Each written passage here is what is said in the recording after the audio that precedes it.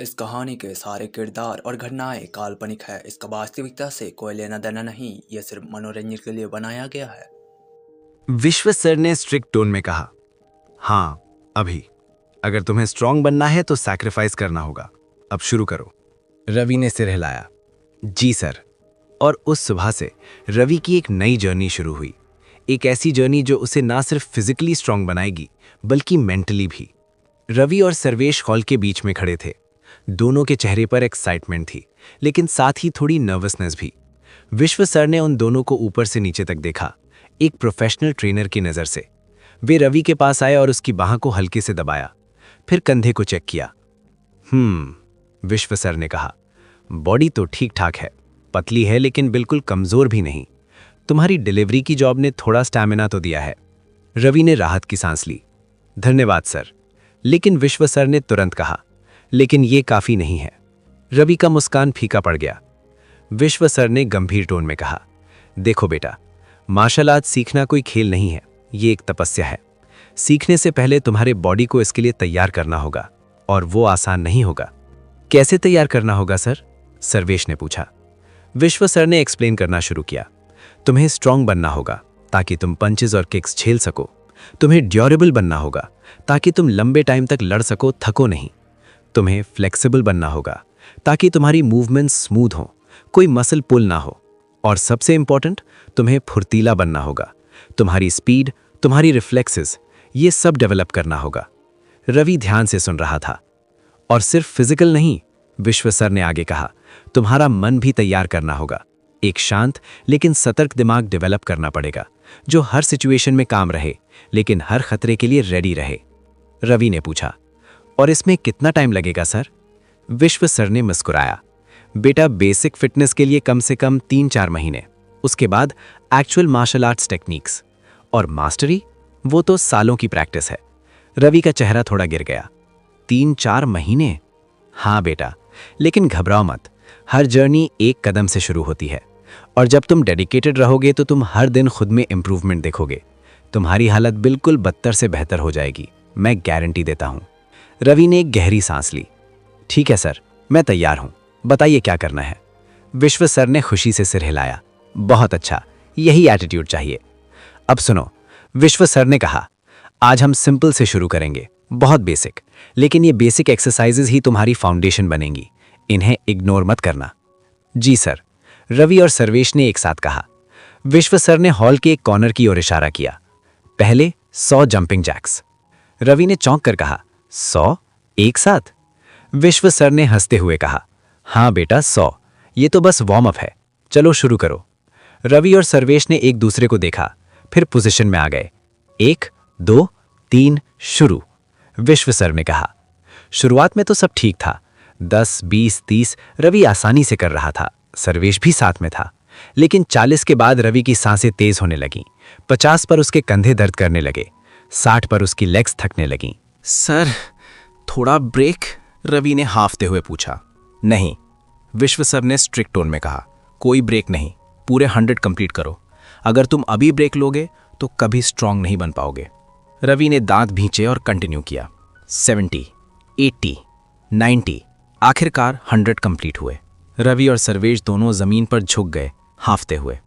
बहुत अच्छा, विश्व सर ने कहा, पहली बार में 100 कंप्लीट किए, not bad. Sir, break? Ravi ने पूछा। नहीं, विश्व सर ने कहा, अभी तो हमने शुरू ही किया है। अब, विश्व सर ने कहा, 50 स्क्वाट्स और प्रॉपर फॉर्म में, नीचे जाते समय 90 degree angle, back straight. Ravi ने मन ही मन कराहा, 50 स्क्वाट्स, मैं तो मर जाऊंगा। लेकिन उसने कुछ नहीं कहा, वो पोजीशन में आया। विश्व सर ने खुद डेमोन्स्ट्रेट किया, एक परफेक्ट स्क्वाट, बैक स्ट्रेट, नीज 90 डिग्री पर। ऐसे करना है, समझे? जी सर। शुरू करो। रवि ने स्क्वाट शुरू किए। 1, 2, 3। 10 के बाद उसकी थाइज में जलन होने लगी। 20 के बाद उसे लगा कि उसकी लेग्स देने वाली हैं। 30 के बाद वो बुरी तरह थक गया था। सर प्लीज, रवि ने कहा। नहीं, कंटिन्यू, विश्व सर ने कहा। तुम्हारा माइंड तुम्हें रोकना चाहता है लेकिन तुम्हारी बॉडी अभी और कर सकती है। Push yourself. रवि ने फिर से शुरू किया। 35, 40, 45। आखिरकार 50 कंप्लीट हुए। रवि लगभग गिर गया, उसकी लेग्स कांप रही थीं। पानी, सर, रवि ने कहा। विश्व सर ने एक बॉटल दी। रवि ने एक लंबा घूंट पिया। ठीक है, विश्व सर ने कहा, अब 2 मिनट का ब्रेक, उसके बाद पुशअप्स। रवि ने सोचा, बस 2 मिनट, ये तो टॉर्चर है। लेकिन उसने कुछ नहीं कहा। वो जानता था कि अगर उसे स्ट्रांग बनना है तो ये सब करना होगा। 2 मिनट बाद विश्व सर ने कहा, अब 50 पुशअप्स प्रॉपर फॉर्म में, चेस्ट जमीन से 2 इंच ऊपर, बैक स्ट्रेट। रवि ने पोजीशन ली। उसने पुशअप शुरू किए। 1 2 3 4 5। 10 तक तो ठीक था, लेकिन 15 के बाद उसकी आर्म्स थकने लगी। 20 के बाद वो स्ट्रगल करने लगा। सर, मैं और नहीं कर सकता, रवि ने कहा। विश्व सर ने कहा, हाँ तुम कर सकते हो, बस 30 और, कम ऑन। रवि ने हिम्मत की। 25, 30, 35, 40 पर उसकी आर्म्स बिल्कुल गिव अप कर गईं। वो जमीन पर गिर गया। उठो, विश्व सर ने कहा। सर प्लीज, मैं नहीं कर पा रहा, रवि ने कहा, सांसें फूलती हुई। विश्व सर ने उसके पास आकर कहा, रवि सुनो, मैं जानता हूं ये मुश्किल है, लेकिन अगर तुम अभी हार गए तो तुम कभी स्ट्रांग नहीं बनोगे। तुम्हें अपनी लिमिट्स को पुश करना होगा। 10 और, बस 10 और। रवि ने उनकी आंखों में देखा। उनमें स्ट्रिक्टनेस थी, लेकिन साथ में केयर भी था। रवि ने दांत भींचे। ठीक है सर। उसने खुद को फिर से उठाया। 41, 42, 43। हर पुशअप एक स्ट्रगल था, लेकिन रवि ने हार नहीं मानी। 48, 49, 50। आखिरकार 50 कंप्लीट हुए। रवि कंप्लीटली एग्जॉस्टेड था। वो जमीन पर लेट गया। सांसें तेज तेज चल रही थीं। विश्व सर ने मुस्कुराते हुए कहा, बहुत बढ़िया रवि, तुमने किया, मैं प्राउड हूं। रवि ने हाफते हुए कहा, धन्यवाद सर। अब उठो, विश्व सर ने कहा। अभी वर्कआउट खत्म नहीं हुआ। क्या? रवि शॉक था। हाँ, विश्व सर ने कहा। अब plank, 2 minute. 2 minute plank? Sarvesh ने भी हैरानी से कहा। हाँ, विश्व सर ने कहा। कोर स्ट्रेंथ बहुत इंपॉर्टेंट है मार्शल आर्ट्स में। बिना स्ट्रांग कोर के तुम बैलेंस नहीं रख पाओगे। रवि ने प्लैंक पोजीशन ली। शुरुआत में तो ठीक था, लेकिन 30 सेकंड्स के बाद उसकी एब्स में जलन शुरू हुई। 1 मिनट पर उसका पूरा बॉडी कांपने लगा। सर, और नहीं, रवि ने कहा। 1 मिनट और, तुम कर सकते हो, विश्व सर ने एनकरेज किया। रवि ने अपनी आंखें बंद कर लीं और फोकस किया। 1 मिनट 30 सेकंड्स, 1 मिनट 45 सेकंड्स। आखिरकार 2 मिनट कंप्लीट हुए। रवि गिर गया। बस प्लीज, रवि ने कहा। विश्व सर ने हंसते हुए कहा, ठीक है, अब स्ट्रेचिंग करेंगे, कूल डाउन। अगले 10 मिनट विश्व सर ने उन्हें डिफरेंट स्ट्रेचेस करवाईं। Hamstrings, quadriceps, shoulders, back. हर स्ट्रेच को 30 सेकंड्स तक होल्ड करना था। रवि का पूरा बॉडी दर्द कर रहा था, लेकिन स्ट्रेचिंग से थोड़ी राहत मिल रही थी। आखिरकार वर्कआउट खत्म हुआ। रवि और सर्वेश दोनों जमीन पर बैठ गए, कंप्लीटली ड्रेन्ड। सर, ये तो बहुत टफ था, सर्वेश ने कहा। विश्व सर ने मुस्कुराते हुए कहा, ये तो बस शुरुआत थी बेटा, आने वाले दिनों में और टफ होगा। रवि ने सोचा, और टफ? मैं तो अभी ही मर रहा हूं। विश्व सर ने उन दोनों को पानी दिया। अब सुनो, ये वर्कआउट तुम्हें हर दिन करना होगा। सुबह 5 बजे यहां आना, समझे? जी सर। और हाँ, विश्व सर ने कहा, घर जाकर प्रॉपर रेस्ट करना। तुम्हारी मसल्स को रिकवर करने का टाइम चाहिए। और खाना अच्छे से खाना, प्रोटीन, कार्ब्स, सब। बॉडी को फ्यूल चाहिए। जी सर, विश्व सर ने गंभीर होते हुए कहा। और सबसे इंपॉर्टेंट, कंसिस्टेंसी। एक दिन भी मिस मत करना। रेन हो, धूप हो, तुम थके हो या नहीं, हर दिन आना होगा। अंडरस्टूड? जी सर, दोनों ने एक साथ कहा। अच्छा, अब जाओ, कल फिर मिलेंगे। रवि और सर्वेश उठे, लेकिन उठने में ही स्ट्रगल हो रहा था। उनकी लेग्स इतनी थक गई थीं कि चलना मुश्किल था। बाहर निकलकर सर्वेश ने कहा, यार, मैं तो सोच रहा था मार्शल आर्ट सीखेंगे, एक्शन मूव्स करेंगे, लेकिन ये तो टॉर्चर है। रवि ने हंसते हुए कहा, हाँ यार, लेकिन मुझे अच्छा लग रहा है। पहली बार फील हो रहा है कि मैं कुछ कर रहा हूं खुद के लिए। हाँ, सर्वेश ने कहा, और देखा तूने, विश्व सर कितने अच्छे हैं, स्ट्रिक्ट हैं लेकिन केयर भी करते हैं। हाँ, रवि ने कहा, मुझे लगता है मुझे सही गुरु मिल गए हैं। मंदिर पहुंचकर रवि ने नहा धोकर ऑफिस के लिए तैयार हुआ। उसका पूरा बॉडी दर्द कर रहा था, हर मसल, हर जॉइंट, लेकिन साथ में एक अजीब सी सेटिस्फैक्शन भी थी। ऑफिस में रजत ने उसे देखकर मुस्कुराया। रजत, तुम ठीक हो? थोड़े टायर्ड लग रहे हो। जी सर, बस सुबह वर्कआउट किया था। वर्कआउट अच्छा है, फिटनेस इंपॉर्टेंट है, लेकिन ओवरडू मत करना। जी सर, ध्यान रखूंगा। दिन भर ऑफिस में काम करते समय रवि को बार बार अपनी सोर मसल्स याद आ रही थीं। सिटिंग करते समय दर्द, उठते समय दर्द, चलते समय दर्द। लेकिन उसने कोई कंप्लेन नहीं की। वो जानता था कि ये दर्द टेम्पररी है, ये उसे स्ट्रांग बना रहा है। शाम को जब वो मंदिर लौटा तो महाराज जी ने उसे बुलाया। रवि बेटा, सुना तुमने मार्शल आर्ट सीखना शुरू कर दिया? जी महाराज जी, विश्व सर से मिला, बहुत अच्छे हैं। महाराज जी ने मुस्कुराते हुए कहा। विश्व? हाँ, मैं उन्हें जानता हूँ, बहुत अच्छे इंसान हैं और बहुत बड़े गुरु हैं। तुम लकी हो कि तुम्हें वे मिल गए हैं। जी महाराज जी, लेकिन याद रखना, मार्शल आर्ट सिर्फ फाइटिंग के लिए नहीं है, ये एक डिसिप्लिन है, एक आर्ट है। इससे तुम्हें फिजिकल स्ट्रेंथ मिलेगी, लेकिन साथ में मेंटल स्ट्रेंथ भी, और ये मेंटल स्ट्रेंथ ही तुम्हें लाइफ में सबसे ज्यादा काम आएगी। जी महाराज जी, मैं समझता हूँ। अच्छा, अब जाओ, रेस्ट करो, कल फिर से तुम्हें वर्कआउट करना है। रवि ने प्रणाम किया और अपने कमरे में चला गया। उस रात खाना खाते समय रवि को चबाने में भी दर्द हो रहा था। उसके जॉ की मसल्स भी सोर थी किसी तरह। इतना दर्द, लेकिन मुझे कंटिन्यू करना होगा, उसने सोचा। बिस्तर पर लेटते हुए हर पोजीशन में दर्द हो रहा था, लेकिन रवि मुस्कुरा रहा था। ये दर्द अच्छा है, ये बता रहा है कि मैं कुछ कर रहा हूँ, कुछ बदल रहा हूँ। उसने अलार्म फिर से 4:30 पर सेट किया। कल फिर से वही सब, 100 jumping jacks, 50 squats, 50 pushups, 2 minute plank और फिर ऑफिस। ये मेरा नया रूटीन है और मुझे इसे कंटिन्यू करना होगा, चाहे कितना भी मुश्किल हो। और इस तरह रवि की तपस्या शुरू हो गई। हर दिन सुबह 5 बजे वो ट्रेनिंग सेंटर पहुंचता। हर दिन विश्व सर उससे और मेहनत करवाते। पहले हफ्ते में रवि का बॉडी इतना दर्द करता था कि चलना मुश्किल हो जाता था, लेकिन उसने कभी मिस नहीं किया। दूसरे हफ्ते में दर्द थोड़ा कम हुआ, उसकी बॉडी अडैप्ट करने लगी। तीसरे हफ्ते में वो एक्सरसाइजेस थोड़े आसान लगने लगे और चौथे हफ्ते में रवि ने खुद में फर्क देखा। उसकी आर्म्स में थोड़ी डेफिनेशन आने लगी, उसका स्टैमिना बढ़ गया और सबसे इंपॉर्टेंट, उसका कॉन्फिडेंस बढ़ गया। 1 महीने बाद विश्व सर ने कहा, रवि, मैं इम्प्रेस्ड हूं, तुमने एक दिन भी मिस नहीं किया और मैं देख सकता हूं तुम स्ट्रांग बन रहे हो। धन्यवाद सर। अब विश्व सर ने कहा, तुम रेडी हो, अगले हफ्ते से हम एक्चुअल मार्शल आर्ट्स टेक्निक्स शुरू करेंगे। रवि की आंखें चमक उठी। सच में सर? हाँ, विश्व सर ने मुस्कुराते हुए कहा, तुमने अपनी फाउंडेशन स्ट्रांग बना ली है, अब टाइम है कि हम तुम्हें असली फाइटिंग सिखाएं। रवि का दिल खुशी से भर गया। उसकी तपस्या का पहला चरण कंप्लीट हो गया था। अब अगला चरण शुरू होने वाला था। सुबह की ट्रेनिंग खत्म हुई। रवि ने विश्व सर को प्रणाम किया और एकेडमी से बाहर निकला। उसका बॉडी अब पहले जैसा दर्द नहीं करता था, बल्कि एक अच्छी थकान थी जो बताती थी कि उसने मेहनत की है। 1 महीने की रेगुलर ट्रेनिंग ने रवि को बदल दिया था। उसकी आर्म्स में अब थोड़ी मसल्स दिखने लगी थीं, शोल्डर्स ब्रॉडर लग रहे थे और पोस्चर में कॉन्फिडेंस आ गया था। सबसे बड़ा बदलाव था उसकी आंखों में। अब उनमें डर नहीं, बल्कि डिटर्मिनेशन थी। रवि ने अपनी बाइक स्टार्ट की और मंदिर की ओर चल पड़ा।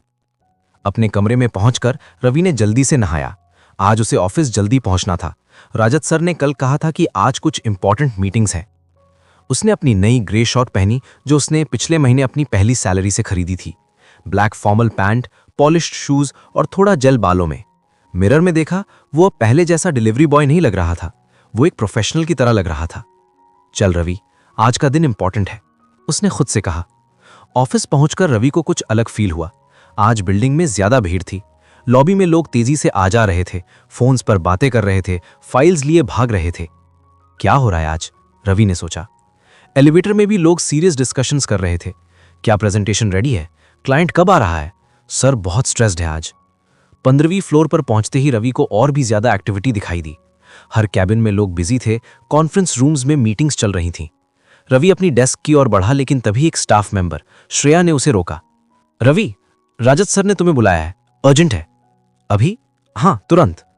रवि जल्दी से राजत के कैबिन की ओर गया। डोर खुला था। राजत अपने लैपटॉप पर कुछ तेजी से टाइप कर रहे थे। फोन कान पर लगा हुआ था और उनके सामने कई फाइल्स खुली पड़ी थीं। हाँ, मैं समझता हूं। ठीक है, मैं पर्सनली हैंडल करूंगा। हाँ। राजत ने फोन रख दिया। उन्होंने रवि को देखा। आ गए? अच्छा, बैठो। रवि बैठ गया। राजत का चेहरा स्ट्रेस लग रहा था। सर, सब ठीक है?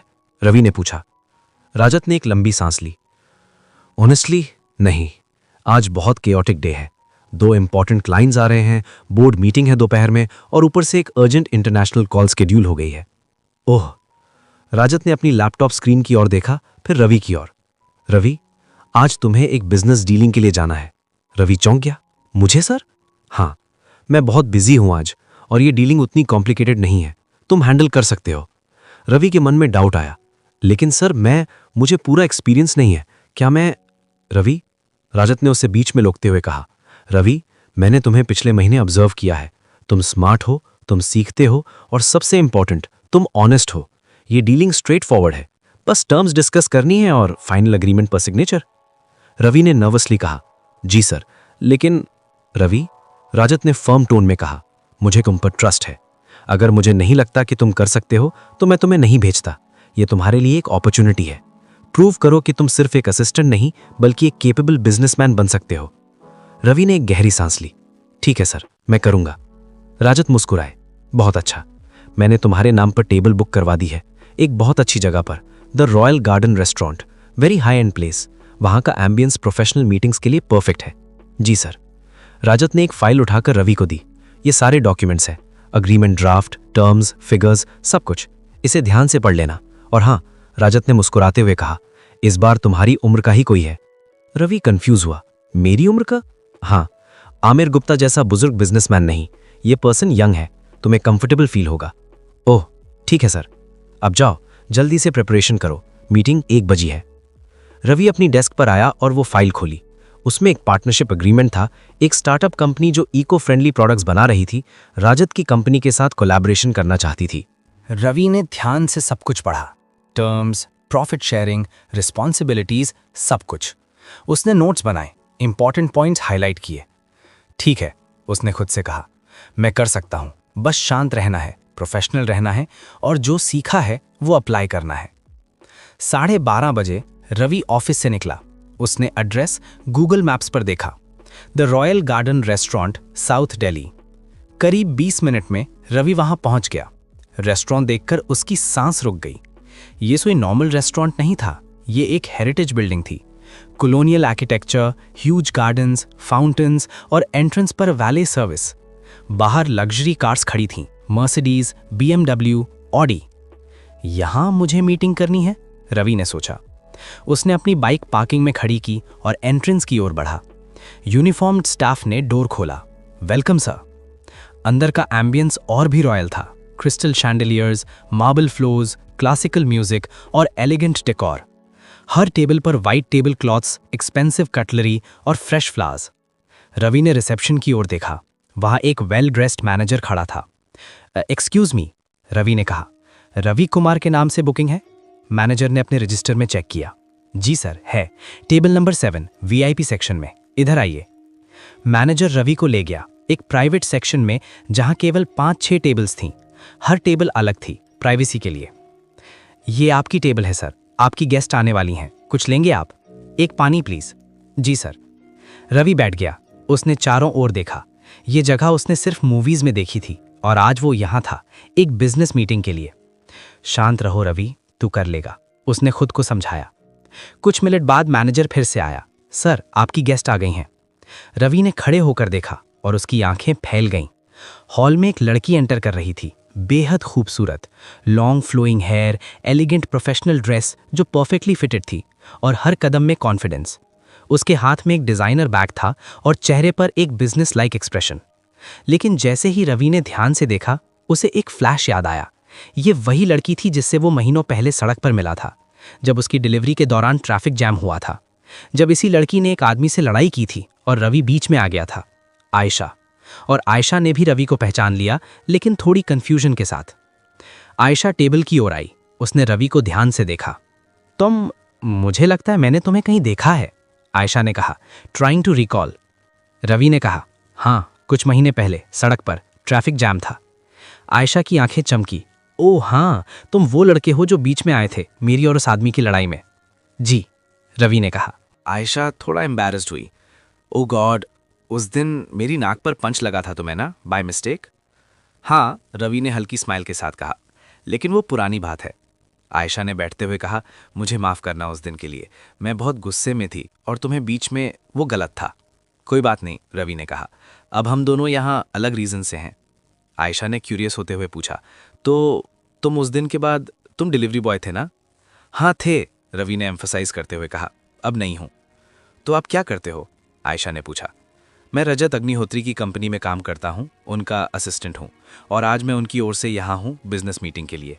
आयशा इम्प्रेस थी। वाह, ये तो बड़ा बदलाव है, डिलीवरी बॉय से बिजनेसमैन तक। लाइफ ने अपॉर्चुनिटीज दी, मैंने ग्रैब कर ली, रवि ने सिंपली कहा। आयशा ने मुस्कुराते हुए कहा, इम्प्रेसिव। ओके, तो चलो बिजनेस की बात करते हैं। हाँ, रवि ने अपनी फाइल खोलते हुए कहा। आप इको लाइफ सॉल्यूशंस की रिप्रेजेंट कर रही हैं, करेक्ट? हाँ, आयशा ने कहा। अब पूरी तरह प्रोफेशनल मोड में। मैं को फाउंडर हूँ। हमारी company eco friendly home products बनाती है, reusable bags, bamboo toothbrushes, organic cleaning products. हम एनवायरनमेंट के बारे में पैशनेट हैं और हम चाहते हैं कि ये प्रोडक्ट्स हर घर तक पहुँचें। अच्छा, रवि ने नोट्स देखते हुए कहा। और आप चाहती हैं कि अग्निहोत्री इंडस्ट्रीज आपके प्रोडक्ट्स को डिस्ट्रीब्यूट करे अपने रिटेल नेटवर्क के थ्रू? एग्जैक्टली, आयशा ने कहा। अग्निहोत्री इंडस्ट्रीज के पास ह्यूज डिस्ट्रीब्यूशन नेटवर्क है पूरे नॉर्थ इंडिया में। अगर हम पार्टनरशिप करें तो हमारे प्रोडक्ट्स बड़े स्केल पर रीच कर सकते हैं और साथ में हम एनवायरनमेंट को भी हेल्प कर सकते हैं। रवि ने सिर हिलाया। समझ में आया, ये एक अच्छा कॉज है, लेकिन बिजनेस टर्म्स भी क्लियर होने चाहिए। पार्टनरशिप में एग्जैक्टली क्या होगा? अगले 30 मिनट दोनों ने डिटेल डिस्कशन की। रवि ने हर पॉइंट को सिस्टमैटिकली कवर किया। Profit sharing, distribution costs, marketing responsibilities, quality control, contract duration, territory rights. Ayesha shocked थी। ये वही लड़का था जो कुछ महीने पहले सड़क पर खड़ा था, उसके और उस आदमी की लड़ाई में बीच में फंसा था और जिसकी नाक पर उसका पंच लगा था। लेकिन अभी वो बिल्कुल एक सीजन बिजनेसमैन की तरह बात कर रहा था। तो रवि ने कहा, अगर हम 60-40 प्रॉफिट स्प्लिट करें, 60% आपको, 40% हमें, क्योंकि प्रोडक्ट्स आपके हैं लेकिन डिस्ट्रीब्यूशन और मार्केटिंग हमारी रिस्पॉन्सिबिलिटी होगी, ये फेयर रहेगा? आयशा ने सोचा। मैं 65-35 प्रेफर करूंगी, क्योंकि हम क्वालिटी कंट्रोल भी मेंटेन करेंगे, हर प्रोडक्ट पर्सनली इंस्पेक्ट करेंगे बिफोर डिस्ट्रीब्यूशन। ओके, रवि ने कहा, लेकिन अगर 65-35 है तो मार्केटिंग कॉस्ट्स में आपको भी कंट्रीब्यूट करना होगा, कम से कम 30% मार्केटिंग बजट आपकी ओर से। आयशा ने अप्रिशिएटिवली देखा। तुम नेगोशिएट करना जानते हो। रवि ने मुस्कुराया। मैंने बेस्ट से सीखा है। डिस्कशन कंटिन्यू हुई। आयशा ने टेरिटरी राइट्स पर क्वेश्चन उठाए, रवि ने डिस्ट्रीब्यूशन टाइमलाइन एक्सप्लेन किया। दोनों प्रोफेशनल थे लेकिन साथ में असर्टिव भी। और वारंटी पॉलिसी? आयशा ने पूछा। अगर कोई प्रोडक्ट डिफेक्टिव निकला तो? हम 30 डे रिटर्न पॉलिसी रख सकते हैं, लेकिन डिफेक्टिव प्रोडक्ट्स के रिप्लेसमेंट की रिस्पॉन्सिबिलिटी आपकी होगी, क्योंकि मैन्युफैक्चरिंग आपकी है। फेयर इनफ, आयशा ने कहा, लेकिन हम चाहेंगे कि डिस्ट्रीब्यूशन पॉइंट्स पर प्रॉपर स्टोरेज कंडीशंस हो। कुछ प्रोडक्ट्स टेम्परेचर सेंसिटिव हैं। बिल्कुल, रवि ने नोट करते हुए कहा। हम अपने वेयरहाउसेज में स्पेशल सेक्शंस मेंटेन करेंगे। आखिरकार करीब 45 मिनट की डिस्कशन के बाद दोनों एक अग्रीमेंट पर पहुंच गए। तो रवि ने समराइज करते हुए कहा, 65-35 प्रॉफिट स्प्लिट, 30% मार्केटिंग कॉस्ट्स आपकी ओर से, प्रॉपर स्टोरेज कंडीशंस हमारी ओर से, 30 डे रिटर्न पॉलिसी और कॉन्ट्रैक्ट इनिशियली 2 साल के लिए with option to renew. Agreed? Ayesha ने अपने नोट्स रिव्यू किए, फिर सिर हिलाया। अग्रीड, ये एक फेयर डील है। परफेक्ट, रवि ने कहा। मैं ये ड्राफ्ट रजत सर को भेजूंगा, वे लीगल टीम के साथ रिव्यू करेंगे और फिर हम फाइनल पेपर्स साइन करेंगे, शायद अगले हफ्ते तक। साउंड्स गुड, आयशा ने कहा। मीटिंग ऑफिशियली खत्म हो गई। दोनों ने अपनी फाइल्स बंद की। एक कंफर्टेबल साइलेंस हुई। फिर आयशा ने स्माइल करते हुए कहा, तुम्हें पता है, ये बहुत सरप्राइजिंग है। क्या? पहली बार जब मैंने तुम्हें देखा सड़क पर उस केओस में, मुझे नहीं लगा था कि तुम इतने केपेबल होगे। I am impressed, honestly. Life में सर्कमस्टेंसेस हमें शेप करती हैं। मुझे कुछ टफ लेसन्स मिले, कुछ अच्छे मेंटोर्स मिले और मैंने सीखा। क्लियरली, आयशा ने कहा। और उस दिन के लिए फिर से सॉरी। सीरियसली, तुम्हारी नाक, वो एक्सीडेंट था। रवि ने हंसते हुए कहा, अब तो वो एक फनी मेमोरी है और वैसे भी उस दिन के बाद से बहुत कुछ बदल गया है। क्लियरली, आयशा ने रिपीट किया, जेन्युइन एडमिरेशन के साथ। दोनों रेस्टोरेंट से बाहर निकले। वैले ने आयशा की कार एक स्लीक वाइट ऑडी ला कर दी। तो आयशा ने कार के डोर पर हाथ रखते हुए कहा, अगली मीटिंग में मिलते हैं जब पेपर्स रेडी होंगे। हाँ, रवि ने कहा, मैं आपको इन्फॉर्म कर दूंगा। आयशा कार में बैठने लगी, लेकिन फिर विंडो नीचे करके बोली, और हाँ Ravi, keep up the good work, तुम में पोटेंशियल है बहुत। रवि ने जेन्युइनली मुस्कुराया। धन्यवाद आयशा। आयशा की कार स्लोली बाहर की ओर चली गई। रवि वहीं खड़ा रहा, थोड़ा मुस्कुराते हुए। लाइफ इंटरेस्टिंग है, उसने सोचा। कभी सड़क पर लड़ाई में फंसा और आज उसी लड़की के साथ बिजनेस डील, और उसने रिस्पेक्ट दिया। मैंने प्रूव कर दिया। ऑफिस लौटकर रवि ने रजत को पूरी बात बताई। मीटिंग कैसी गई, टर्म्स क्या फाइनलाइज हुए और आयशा कैसी थी। रजत ने खुशी से कहा, एक्सीलेंट रवि, मुझे पता था तुम कर लोगे और ये टर्म्स भी बहुत बैलेंस्ड है। तुमने बढ़िया नेगोशिएट किया, फर्म रहे लेकिन फेयर भी। धन्यवाद सर। और सुनो रवि, ये तुम्हारी पहली इंडिपेंडेंट डीलिंग थी लेकिन लास्ट नहीं होगी। तुम अब रेडी हो ऐसी रिस्पॉन्सिबिलिटीज के लिए। रवि के दिल में गर्व की फीलिंग आई। सर, रवि ने कहा, मैं आपका शुक्रगुजार हूं, आपने मुझ पर ट्रस्ट किया। रजत ने गंभीर होते हुए कहा, रवि, मैंने तुम पर ट्रस्ट नहीं किया, मैंने तुम्हारी कैपेबिलिटी पर ट्रस्ट किया और तुमने प्रूव कर दिया कि मेरा ट्रस्ट सही था। उस शाम मंदिर लौटते हुए रवि का दिल हल्का था। उसने भगवान के सामने हाथ जोड़े, धन्यवाद, आज का दिन स्पेशल था, मैंने अपना बेस्ट दिया और सब अच्छा रहा, आप मेरे साथ थे। अपने कमरे में सर्वेश उसका वेट कर रहा था। कैसा रहा भाई? ऑसम, रवि ने कहा और फिर पूरी स्टोरी सुनाई। सर्वेश चिल्लाया, यार तूने कर दिखाया, पहली इंडिपेंडेंट डीलिंग और वो भी इतनी अच्छी। हाँ भाई, रवि ने कहा, लेकिन ये सब तेरी, महाराज जी की, विश्व सर की और रजत सर की वजह से है। सबने मुझ पर ट्रस्ट किया। नहीं यार, ये तेरी मेहनत है, तेरी डेडिकेशन है, तू डिजर्व करता है। उस रात अपनी डायरी में रवि ने लिखा, आज एक माइलस्टोन था, मैंने अपनी पहली सोलो बिजनेस मीटिंग हैंडल की, वो भी आयशा के साथ, वही लड़की जिसके पन से मेरी नाक सूज गई थी महीनों पहले। लेकिन आज हम दोनों प्रोफेशनल्स की तरह मिले, इक्वल ग्राउंड पर। उसने मुझे रिस्पेक्ट दी, अप्रिसिएशन दी। शायद यही सक्सेस की असली फीलिंग है, जब लोग तुम्हें तुम्हारे काम से पहचाने, तुम्हारी कैपेबिलिटी से।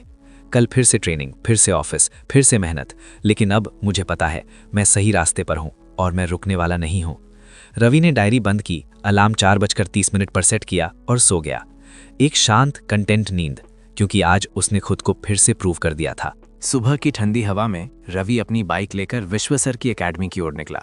आज एक खास दिन था। आज से एक्चुअल मार्शल आर्ट्स टेक्निक्स की शुरुआत होने वाली थी।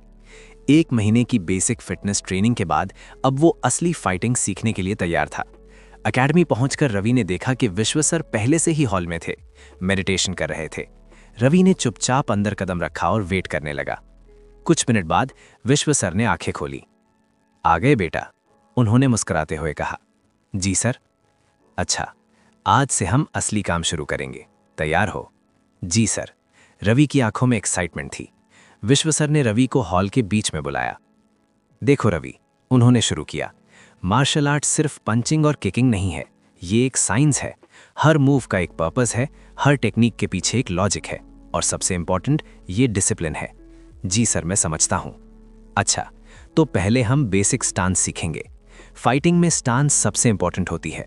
अगर तुम्हारी स्टांस वीक है तो तुम्हारी सारी टेक्निक्स वीक होंगी। विश्व सर ने एक परफेक्ट फाइटिंग स्टांस ली। पैर शोल्डर विड्थ अपार्ट, नीज थोड़ा bent, weight evenly distributed, hands guard position में। ऐसे उन्होंने कहा, अब तुम ट्राई करो। रवि ने स्टांस कॉपी करने की कोशिश की। विश्व सर ने उसे एडजस्ट किया। नहीं, पैर थोड़ा और अपार्ट, हाँ, और नीज बेंड। अच्छा, अब वेट डिस्ट्रीब्यूट करो, 50-50। बहुत अच्छे। अगले 20 मिनट विश्व सर ने रवि को डिफरेंट स्टांसेस सिखाई। Orthodox stance, southpaw stance, defensive stance. हर स्टांस का अपना यूज है, विश्व सर ने एक्सप्लेन किया। ऑर्थोडॉक्स स्टांस बैलेंस्ड अटैक और डिफेंस के लिए, साउथपॉ अगर तुम लेफ्ट हैंडेड हो, डिफेंसिव स्टांस जब तुम अपोनेंट को टायर करना चाहते हो। रवि ध्यान से सुन रहा था, हर बात नोट कर रहा था। अब विश्व सर ने कहा, बेसिक पंच सीखेंगे, जैब। उन्होंने एक परफेक्ट जैब डेमोन्स्ट्रेट किया, क्विक, शार्प, स्ट्रेट। जैब सबसे बेसिक पंच है, विश्व सर ने कहा, लेकिन सबसे इंपॉर्टेंट भी। ये तुम्हारी रेंज फाइंडर है, तुम्हारी सेटअप है। इससे तुम अपोनेंट को डिस्ट्रैक्ट करते हो, डिस्टेंस मेंटेन करते हो। रवि ने ट्राई किया, विश्व सर ने करेक्शन दिया। एल्बो स्ट्रेट रखो, शोल्डर यूज करो, सिर्फ आर्म नहीं, और जब पंच थ्रू करो तब ऑपोजिट हैंड गार्ड में रहे। डिफेंस भूलना मत। प्रैक्टिस चल ही रही थी कि अचानक बाहर से कई कार्स की आवाजें आईं। विश्व सर रुक गए, उनके चेहरे पर कंसर्न आ गया। क्या हुआ? रवि ने पूछा। पता नहीं, विश्व सर ने कहा और बाहर की ओर देखा। एकेडमी के बाहर एक के बाद एक लग्जरी कार्स आकर रुकीं, लेकिन ये नॉर्मल लग्जरी कार्स नहीं थीं। ये वो कार्स थीं जो एक्शन मूवीज में गैंगस्टर्स यूज करते हैं।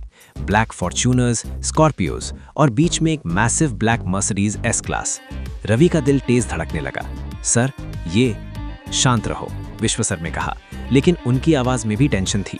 कार्स से लोग निकलने लगे, सब वेल बिल्ट ब्लैक सूट्स में, और हर किसी के पास एडवांस्ड फायर आर्म्स थे, AK-47s, पिस्टल्स। वे एकेडमी को चारों ओर से घेरने लगे। रवि को पसीना आने लगा। सर, ये कौन लोग हैं? विश्व सर ने कुछ नहीं कहा। उनकी आंखें बीच की मर्सिडीज पर टिकी थीं। ड्राइवर ने पीछे का डोर खोला और उसमें से एक आदमी निकला। करीब 30 साल का, dashing looks, sharp jaw line, perfectly styled hair, perfect muscular body जो उसके ब्लैक टक्सीडो में क्लियरली दिख रही थी, ब्लैक सनग्लासेस और हाथ में एक एक्सपेंसिव सिगार। वो आदमी धीरे धीरे एकेडमी की ओर चला। उसके हर कदम में कॉन्फिडेंस था, एक डेंजरस कॉन्फिडेंस। जैसे ही वो आदमी एकेडमी के अंदर घुसा, विश्व सर का पूरा बॉडी टेंस हो गया, उनकी मुट्ठियां भिंज गईं, जबड़ा कस गया। रवि ने विश्व सर का चेहरा देखा, वहां गुस्सा था, बहुत गहरा गुस्सा। वो आदमी ने अपना सिगार एक लंबा पफ लिया, फिर धीरे धीरे अपना सनग्लासेस उतारा।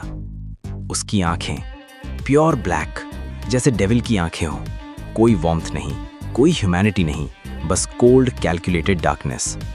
और फिर विश्व सर अचानक बिजली की तरह तेजी से उस आदमी की ओर भागे। रवि शॉक्ड रह गया। सर! विश्व सर ने बिना कोई वार्निंग दिए सीधा एक पावरफुल पंच उस आदमी के चेहरे पर मारा, लेकिन वो आदमी शांत खड़ा रहा और उसने आराम से वो पंच ब्लॉक कर दिया। इंस्टेंटली उसके बॉडीगार्ड्स अलर्ट हो गए, सब गन्स पॉइंट कर दी विश्व सर पर, लेकिन उस आदमी ने हाथ उठाकर उन्हें रोक दिया। रुको।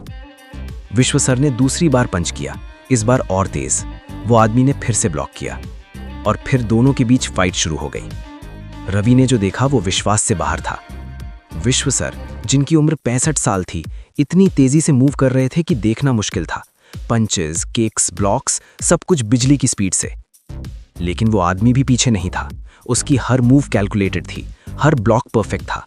और सबसे शॉकिंग, वो शांत था, बिल्कुल काम, जैसे ये कोई कैजुअल स्पारिंग हो। पंचेस और किक्स की आवाजें हॉल में गूंज रही थीं।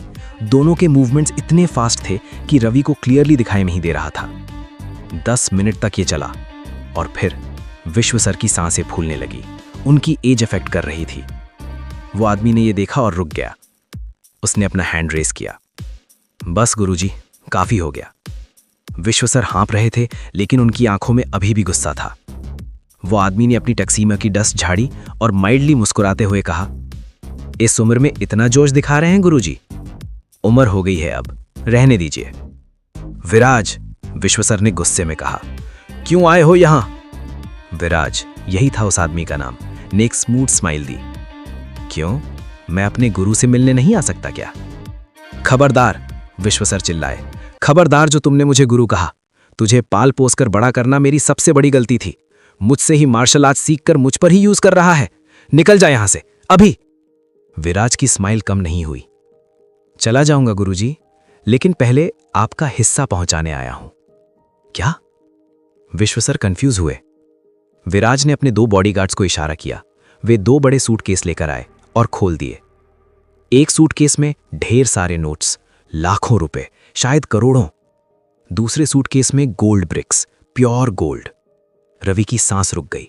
इतना पैसा, इतना गोल्ड उसने पहले कभी नहीं देखा था। विश्व सर भी शॉक थे, लेकिन फिर गुस्से से बोले, मुझे नहीं चाहिए तेरी पाप की कमाई। विराज ने शांति से कहा, मुझे भी नहीं चाहिए गुरुजी, ये अब आपके नाम का है। आपकी वजह से ही मैं आज तक टिका हुआ हूं, उस जहन्नुम में। बिना आपकी ट्रेनिंग के मैं कब का मर चुका होता। मैंने तुझे अच्छे काम के लिए ट्रेन किया था, लोगों की मदद करने के लिए, ना कि इस डार्क वर्ल्ड में जाने के लिए। विराज ने एक लंबी सांस ली। लाइफ ने मुझे चॉइसेस नहीं दी गुरुजी, सर्कमस्टांसेस ने मुझे यहां धकेला। लेकिन मैं आपको भूला नहीं, और ये पैसा, ये आपका हक है, मुझे नहीं चाहिए। विश्व सर ने दोबारा कहा, तो किसी ऑर्फनेज में दे दीजिए। विराज ने कहा, गरीब बच्चों को दे दीजिए, जैसा मैं था, लेकिन मुझे वापस मत कीजिए, मैं इसे एक्सेप्ट नहीं करूंगा। विश्व सर चुप रह गए। विराज ने आगे कहा, और एक बात, मैं कुछ आदमियों को यहां छोड़कर जा रहा हूं, प्रोटेक्शन के लिए। प्रोटेक्शन? विश्व सर ने पूछा। हाँ, विराज सीरियस होते हुए कहा, मेरे कुछ दुश्मन हैं, वेरी डेंजरस लोग, और अब शायद आपके भी दुश्मन हो गए हैं, क्योंकि वे जानते हैं कि आप मेरे गुरु हैं। मुझे आप तक पहुंचने के लिए वे आपको टारगेट कर सकते हैं। विश्व सर का चेहरा और गंभीर हो गया। इसलिए विराज ने कहा, 4 आदमी यहां रहेंगे 24/7। वे एकेडमी और आपकी सुरक्षा करेंगे। प्लीज मुझे ये करने दीजिए। विश्व सर कुछ नहीं बोले, लेकिन उन्होंने हामी भर दी, रिलक्टेंटली। तभी विराज की नजर रवि पर पड़ी। वो धीरे धीरे रवि की ओर चला। रवि का दिल जोर जोर से धड़कने लगा। कौन हो तुम? विराज ने पूछा। मैं स्टूडेंट हूं, रवि ने नर्वसली कहा। गुरुजी के स्टूडेंट? विराज ने कंफर्म किया। जी। विराज ने उसे ऊपर से नीचे तक देखा। तुम मेरे जूनियर हो, इंटरेस्टिंग। चलो देखते हैं तुमने क्या सीखा है। क्या? रवि ने पूछा। लेकिन इससे पहले कि वो कुछ समझ पाता, विराज ने एक लाइटनिंग फास्ट पंच थ्रो किया। रवि ने रिएक्ट करने की कोशिश की, लेकिन वो इतना फास्ट था कि रवि कुछ नहीं कर पाया। पंच ने रवि के कंधे को छुआ, एक लाइट टैप, लेकिन उस टैप में भी इतनी पावर थी कि रवि हिल गया। विराज तुरंत रुक गया। उसने अपना हाथ वापस खींचा। अरे, विराज ने कहा, थोड़ा सरप्राइज होते हुए, तुम तो नौसिखिया हो, अभी अभी सीखना शुरू किया है? रवि ने सांस लेते हुए कहा, जी 1 महीना हुआ है। विराज ने सर हिलाया। ठीक है। उसने अपनी जेब से एक बिजनेस कार्ड निकाला और रवि को दिया। ये लो, अगर कभी मदद की जरूरत पड़े किसी भी तरह की तो कॉल करना, मैं आऊंगा। रवि ने ट्रेम्बलिंग हैंड से कार्ड लिया। उस पर सिर्फ एक नाम था, विराज, और एक फ़ोन नंबर। विराज ने विश्व सर की ओर देखा। तो गुरुजी, मैं चलता हूँ, लेकिन याद रखिएगा, अगर आपको कुछ भी ज़रूरत हो तो मुझे बताइएगा। मैं भले ही आपकी नज़रों में गिर गया हूँ, लेकिन आप मेरे लिए हमेशा गुरु रहेंगे। विश्व सर ने कुछ नहीं कहा, बस मुंह फेर लिया। विराज ने एक आखिरी बार अकेडमी को देखा, फिर बाहर की ओर चला गया। 4 बॉडीगार्ड्स अकेडमी के बाहर पोजीशन ले गए। बाकी सब लोग कार्स में बैठे और चले गए। जैसे ही सब चले गए, हॉल में सन्नाटा छा गया। विश्व सर धीरे धीरे एक कॉर्नर में जाकर बैठ गए। उनका चेहरा पीड़ा और गिल्ट से भरा हुआ था।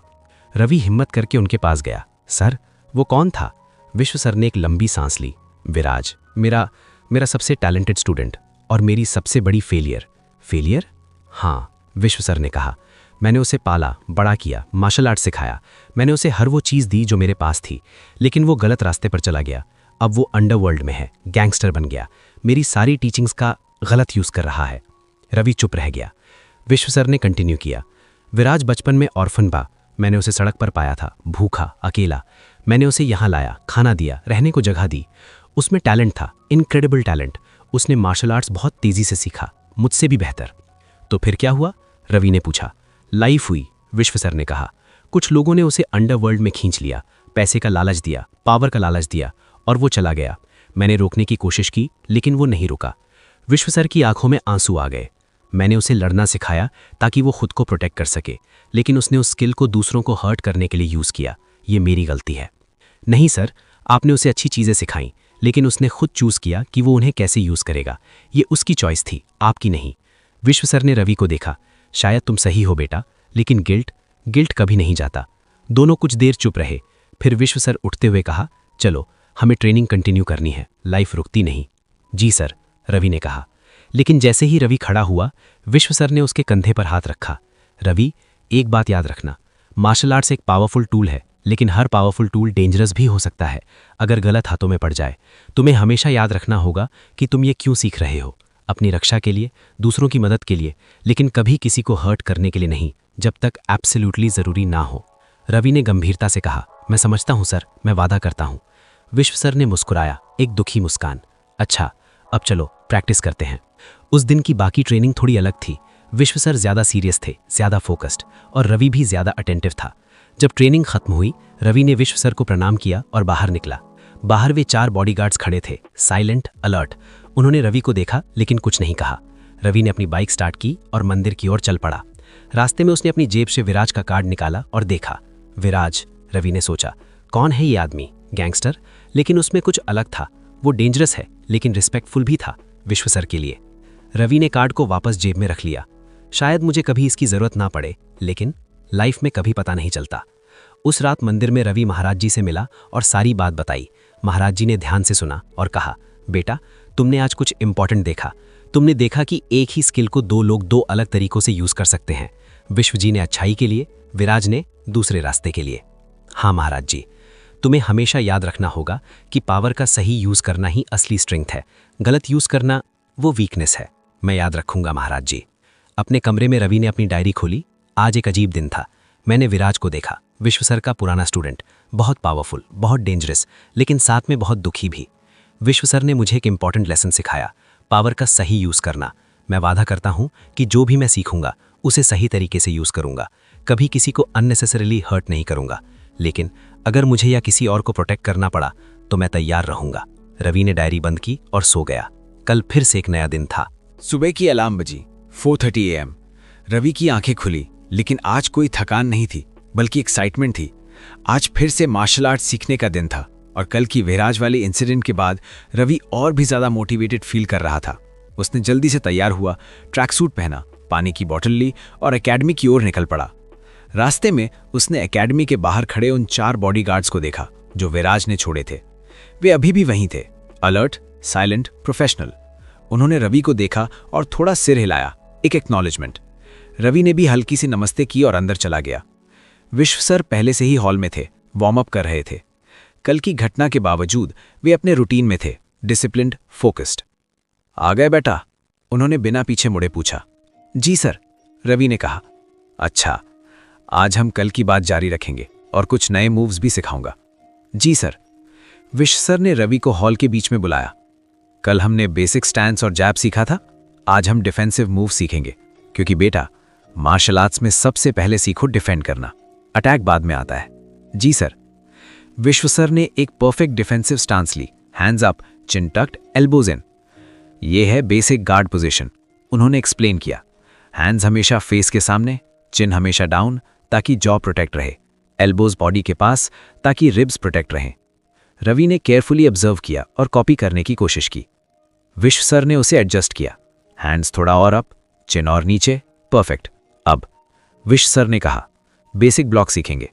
जब कोई तुम पर पंच करे तो तुम्हें उसे ब्लॉक करना होगा। पहला, हाई ब्लॉक। विश्व सर ने डेमोन्स्ट्रेट किया। उन्होंने अपना फोरआर्म रेज किया, एक क्विक शार्प मूवमेंट, जैसे एक इनकमिंग पंच को डिफ्लेक्ट कर रहे हों। ये हाई ब्लॉक है, उन्होंने एक्सप्लेन किया। जब पंच फेस की ओर आ रही हो तो इसे यूज करो, फोरआर्म से पंच को साइड में डिफ्लेक्ट कर दो। रवि ने ट्राई किया, पहली बार थोड़ा ऑकवर्ड लगा, लेकिन विश्व सर ने करेक्शन दिया। स्पीड बढ़ाओ, ब्लॉक फास्ट होना चाहिए, और साथ में ऑपोजिट हैंड गार्ड में रखो, क्योंकि दूसरा पंच आ सकता है। रवि ने फिर से ट्राई किया, इस बार बेटर था। अच्छा, विश्व सर ने कहा, अब मिडिल ब्लॉक। उन्होंने डेमोन्स्ट्रेट किया, एक हॉरिजॉन्टल ब्लॉक जो बॉडी के मिडिल सेक्शन को प्रोटेक्ट करता था। ये बॉडी शॉट्स के लिए है, विश्व सर ने एक्सप्लेन किया। रिब्स, स्टमक, इन एरियाज को प्रोटेक्ट करने के लिए। एल्बो को बाहर की ओर मूव करो, फोरआर्म हॉरिजॉन्टल रखो। रवि ने प्रैक्टिस शुरू की। विश्व सर ने धीरे धीरे पंचेस थ्रो किए, स्लो मोशन में, ताकि रवि प्रैक्टिस कर सके। ब्लॉक करो, अच्छा, फिर से, अच्छा, फास्टर, हाँ। 15 मिनट्स तक ये प्रैक्टिस चली। अब विश्व सर ने कहा, अब लो ब्लॉक। उन्होंने डेमोन्स्ट्रेट किया, एक डाउनवर्ड स्वीप जो लेग्स की ओर आने वाले किक्स को ब्लॉक करता था। ये किक्स के लिए है, उन्होंने एक्सप्लेन किया। फोरआर्म को डाउनवर्ड और आउटवर्ड स्वीप करो, लेग को प्रोटेक्ट करो। रवि ने ट्राई किया, ये थोड़ा ट्रिकी था। बैलेंस रखो, विश्व सर ने कहा। जब तुम लो ब्लॉक करते हो तो बैलेंस बिगड़ सकता है, इसलिए स्टांस स्ट्रांग रखनी होगी। प्रैक्टिस कंटिन्यू हुई। आधा घंटा बाद विश्व सर ने कहा, अच्छा, अब कॉम्बिनेशन सीखेंगे। रियल फाइट में तुम्हें ब्लॉक के साथ काउंटर भी करना होगा, सिर्फ डिफेंड करना काफी नहीं। काउंटर? रवि ने पूछा। हाँ, ब्लॉक करो और तुरंत काउंटर अटैक करो, ये बहुत इंपॉर्टेंट है। विश्व सर ने डेमोन्स्ट्रेट किया, एक इनकमिंग पंच को ब्लॉक किया और तुरंत एक जैब थ्रो किया। ब्लॉक काउंटर, उन्होंने कहा। वन स्मूथ मोशन, ब्लॉक के बाद हेजिटेट मत करो, इमीडिएटली काउंटर करो। रवि ने ट्राई किया, पहले तो बहुत स्लो था। ब्लॉक किया, फिर सोचा, फिर पंच किया। नहीं, विश्व सर ने कहा, फास्टर, ब्लॉक और काउंटर एक साथ। थिंक मत करो, रिएक्ट करो। प्रैक्टिस कंटिन्यू हुई। विश्व सर ने धीरे धीरे पंचेस थ्रो किए और रवि ने ब्लॉक काउंटर प्रैक्टिस किया। 10 मिनट, 20 मिनट, 30 मिनट। रवि की मूवमेंट्स धीरे धीरे स्मूथ होने लगीं। ब्लॉक और काउंटर अब थोड़ा फ्लूइड लग रहा था। बहुत अच्छा, विश्व सर ने एनकरेज किया। इंप्रूवमेंट दिख रहा है। 1 घंटा बाद विश्व सर ने कहा, अब एक और important technique, footwork. Footwork? Ravi ने पूछा। हाँ, विश्व सर ने कहा, मार्शल आर्ट्स में फुटवर्क सबसे इंपॉर्टेंट है। अगर तुम्हारे फीट मूव नहीं करते तो तुम सिर्फ एक स्टैंडिंग टारगेट हो, लेकिन अगर तुम मूव करते हो side to side, forward, backward, तो तुम अपोनेंट को कंफ्यूज कर सकते हो, एंगल्स क्रिएट कर सकते हो। विश्व सर ने डेमोन्स्ट्रेट किया, एक स्मूथ ग्लाइडिंग मूवमेंट। वे साइड में मूव किए, फिर फॉरवर्ड, फिर बैकवर्ड, सब कुछ बैलेंस्ड, कंट्रोल्ड। ये है बेसिक फुटवर्क, उन्होंने कहा। फीट हमेशा शोल्डर विड्थ अपार्ट। मूव करते समय पहले आगे वाला फुट, फिर पीछे वाला, या वाइस वर्सा, लेकिन फीट कभी क्रॉस मत करना, बैलेंस बिगड़ जाएगा। रवि ने प्रैक्टिस शुरू की, सिर्फ फुटवर्क, कोई पंचेस नहीं, कोई ब्लॉक्स नहीं, बस मूव करना। Side side, forward, backward, side side. Good, विश्व सर ने कहा। अब थोड़ा फास्टर और लाइट फीट रखो, हील्स ज्यादा ग्राउंड पर नहीं, बॉल्स ऑफ फीट पर रहो, ताकि तुम क्विक मूव कर सको। रवि ने स्पीड बढ़ाई, थोड़ा मुश्किल था, लेकिन धीरे धीरे कंफर्टेबल होने लगा। अब विश्व सर ने कहा, फुटवर्क के साथ जैब कंबाइन करो, मूव करो और साथ में जैब थ्रो करो। यह और भी चैलेंजिंग था, मूव करना और साथ में पंच करना, कोऑर्डिनेशन चाहिए था, लेकिन रवि ने हार नहीं मानी, वो प्रैक्टिस करता रहा। 2 घंटे की इंटेंस ट्रेनिंग के बाद विश्व सर ने कहा, बस आज के लिए काफ़ी है। तुमने अच्छा किया रवि, इंप्रूवमेंट क्लियर दिख रहा है। रवि हाँफ रहा था, पसीने से भीगा हुआ था, लेकिन खुश था। धन्यवाद सर। अब जाओ, विश्व सर ने कहा। ऑफिस जाना है ना तुम्हें? जी सर। ठीक है, कल फिर मिलेंगे और याद रखना, घर जाकर प्रैक्टिस करना। जो आज सीखा उसे रिपीट करना, मसल मेमोरी बिल्ड होगी। जी सर, ज़रूर। मंदिर पहुंचकर रवि ने जल्दी से नहाया, तैयार हुआ और ऑफिस के लिए निकल पड़ा। ऑफिस में आज का एटमॉस्फेयर नॉर्मल था, बिजी लेकिन केओटिक नहीं। रवि अपनी डेस्क पर आया और फाइल्स चेक करने लगा। कुछ ही मिनटों में उसे राजत सर का मैसेज आया, मेरे कैबिन में आओ। रवि तुरंत उठा और राजत के कैबिन की ओर गया। राजत अपनी चेयर पर बैठे थे, मुस्कुराते हुए। आ गए रवि, बैठो। रवि बैठ गया। राजत ने एक फाइल उठाई, ये देखो, आयशा की कंपनी इको लाइफ सॉल्यूशंस ने हमारे अग्रीमेंट को अप्रूव कर दिया है। पेपर्स साइन हो चुके हैं, पार्टनरशिप ऑफिशियली शुरू हो गई है। रवि के चेहरे पर खुशी आ गई। वाह, ये तो बहुत अच्छी खबर है सर। हाँ, राजत ने कहा, और ये तुम्हारी वजह से हुआ है। तुमने बहुत अच्छे टर्म्स नेगोशिएट किए थे, मैं इम्प्रेस्ड हूं। धन्यवाद सर। राजत ने आगे कहा, और तुम्हें पता है रवि, आयशा वो सिर्फ एक ऑर्डिनरी बिजनेसमैन की बेटी नहीं है। मतलब? रवि ने क्यूरियस होते हुए पूछा। राजत ने एक्सप्लेन किया, आयशा के पिता अजय शर्मा, वे मेरे बहुत पुराने फ्रेंड हैं और वे बहुत बड़े इंडस्ट्रियलिस्ट हैं, मल्टीपल कंपनीज, ह्यूज एम्पायर। लेकिन आयशा, उसने अपने परिवार के सपोर्ट के बिना ये मुकाम खड़ा किया है। रवि शॉक्ड था, बिना सपोर्ट के? हाँ, राजत ने कहा। जब आयशा ने अपनी स्टार्टअप शुरू की तो उसके पिता ने कहा, अगर तुम बिजनेस करना चाहती हो तो अपने दम पर करो, मेरे पैसे, मेरे कनेक्शंस का यूज मत करना, खुद प्रूव करो कि तुम में काबिलियत है। रवि ध्यान से सुन रहा था। रजत ने कंटिन्यू किया, और आयशा ने वही किया। उसने अपनी सेविंग्स से शुरुआत की, छोटे इन्वेस्टर्स ढूंढे, खुद प्रोडक्ट्स डेवलप किए, मार्केटिंग खुद की, और धीरे धीरे इको लाइफ सॉल्यूशंस को एक सक्सेसफुल स्टार्टअप बनाया, बिना किसी फैमिली बैकअप के। रवि को एहसास हुआ, वो जो सोच रहा था वो पूरी तरह गलत था। मुझे लगा था, रवि ने एडमिट किया, कि आयशा भी बाकी अमीर बाप की बिगड़ी हुई लड़कियों जैसी होगी, लेकिन वो नहीं है। रजत ने कहा, वो खुद की मेहनत से यहां तक पहुंची है, और ऑनेस्टली रवि, उसमें काबिलियत है, शायद मुझसे भी ज्यादा। इतनी यंग एज में उसने जो अचीव किया है वो रिमार्केबल है। रवि के मन में आयशा के प्रति एक नया रिस्पेक्ट पैदा हुआ। वो लड़की जिससे वो महीनों पहले सड़क पर मिला था, जो गुस्से में थी, जिसकी वजह से उसकी नाक सूज गई थी, वो सिर्फ एक रिच गर्ल नहीं थी, वो एक सेल्फ मेड एंटरप्रेन्योर थी। सर, रवि ने कहा, मुझे नहीं पता था। मीटिंग में उसने कभी मेंशन नहीं किया कि उसके पिता कौन है। वही तो उसकी खूबी है, रजत ने कहा। वो अपने पिता के नाम पर नहीं, अपने काम पर चलना चाहती है। रिस्पेक्ट उसे मिलनी चाहिए उसकी कैपेबिलिटी के लिए, ना कि उसके सरनेम के लिए। रवि ने सिर हिलाया।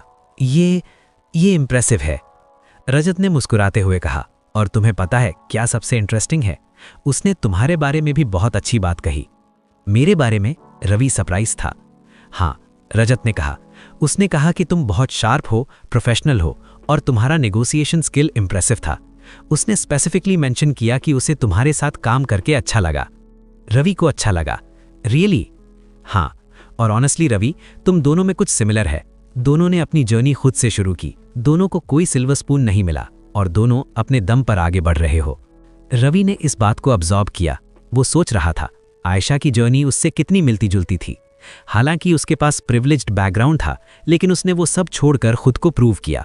और रवि, उसके पास कुछ नहीं था, लेकिन उसे अपॉर्चुनिटीज मिली और उसने उन्हें ग्रैब किया। सर, रवि ने कहा, मुझे आयशा के लिए नया रिस्पेक्ट है। मैंने उसे अंडर एस्टिमेट किया था। ये अच्छी बात है, रजत ने कहा। लाइफ में हम बहुत बार लोगों को जज कर लेते हैं, उनको जाने बिना, लेकिन जब हम उनकी असली स्टोरी जानते हैं तो पर्सपेक्टिव बदल जाता है।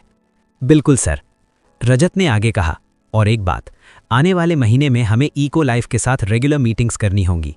इम्प्लीमेंटेशन प्लान फाइनलाइज करना है, डिस्ट्रीब्यूशन स्ट्रैटेजी डिसाइड करनी है। तुम इसमें एक्टिवली इन्वॉल्व रहोगे? जी सर, मैं तैयार हूं। अच्छा, और हाँ, आयशा से प्रोफेशनल रिलेशनशिप मेंटेन करना। वो एक वैल्यूएबल पार्टनर है और एक केपेबल बिजनेस वुमन। उससे तुम बहुत कुछ सीख सकते हो। जी सर, जरूर। मीटिंग खत्म हुई। रवि अपनी डेस्क पर वापस आया। वो बैठा और सोचने लगा।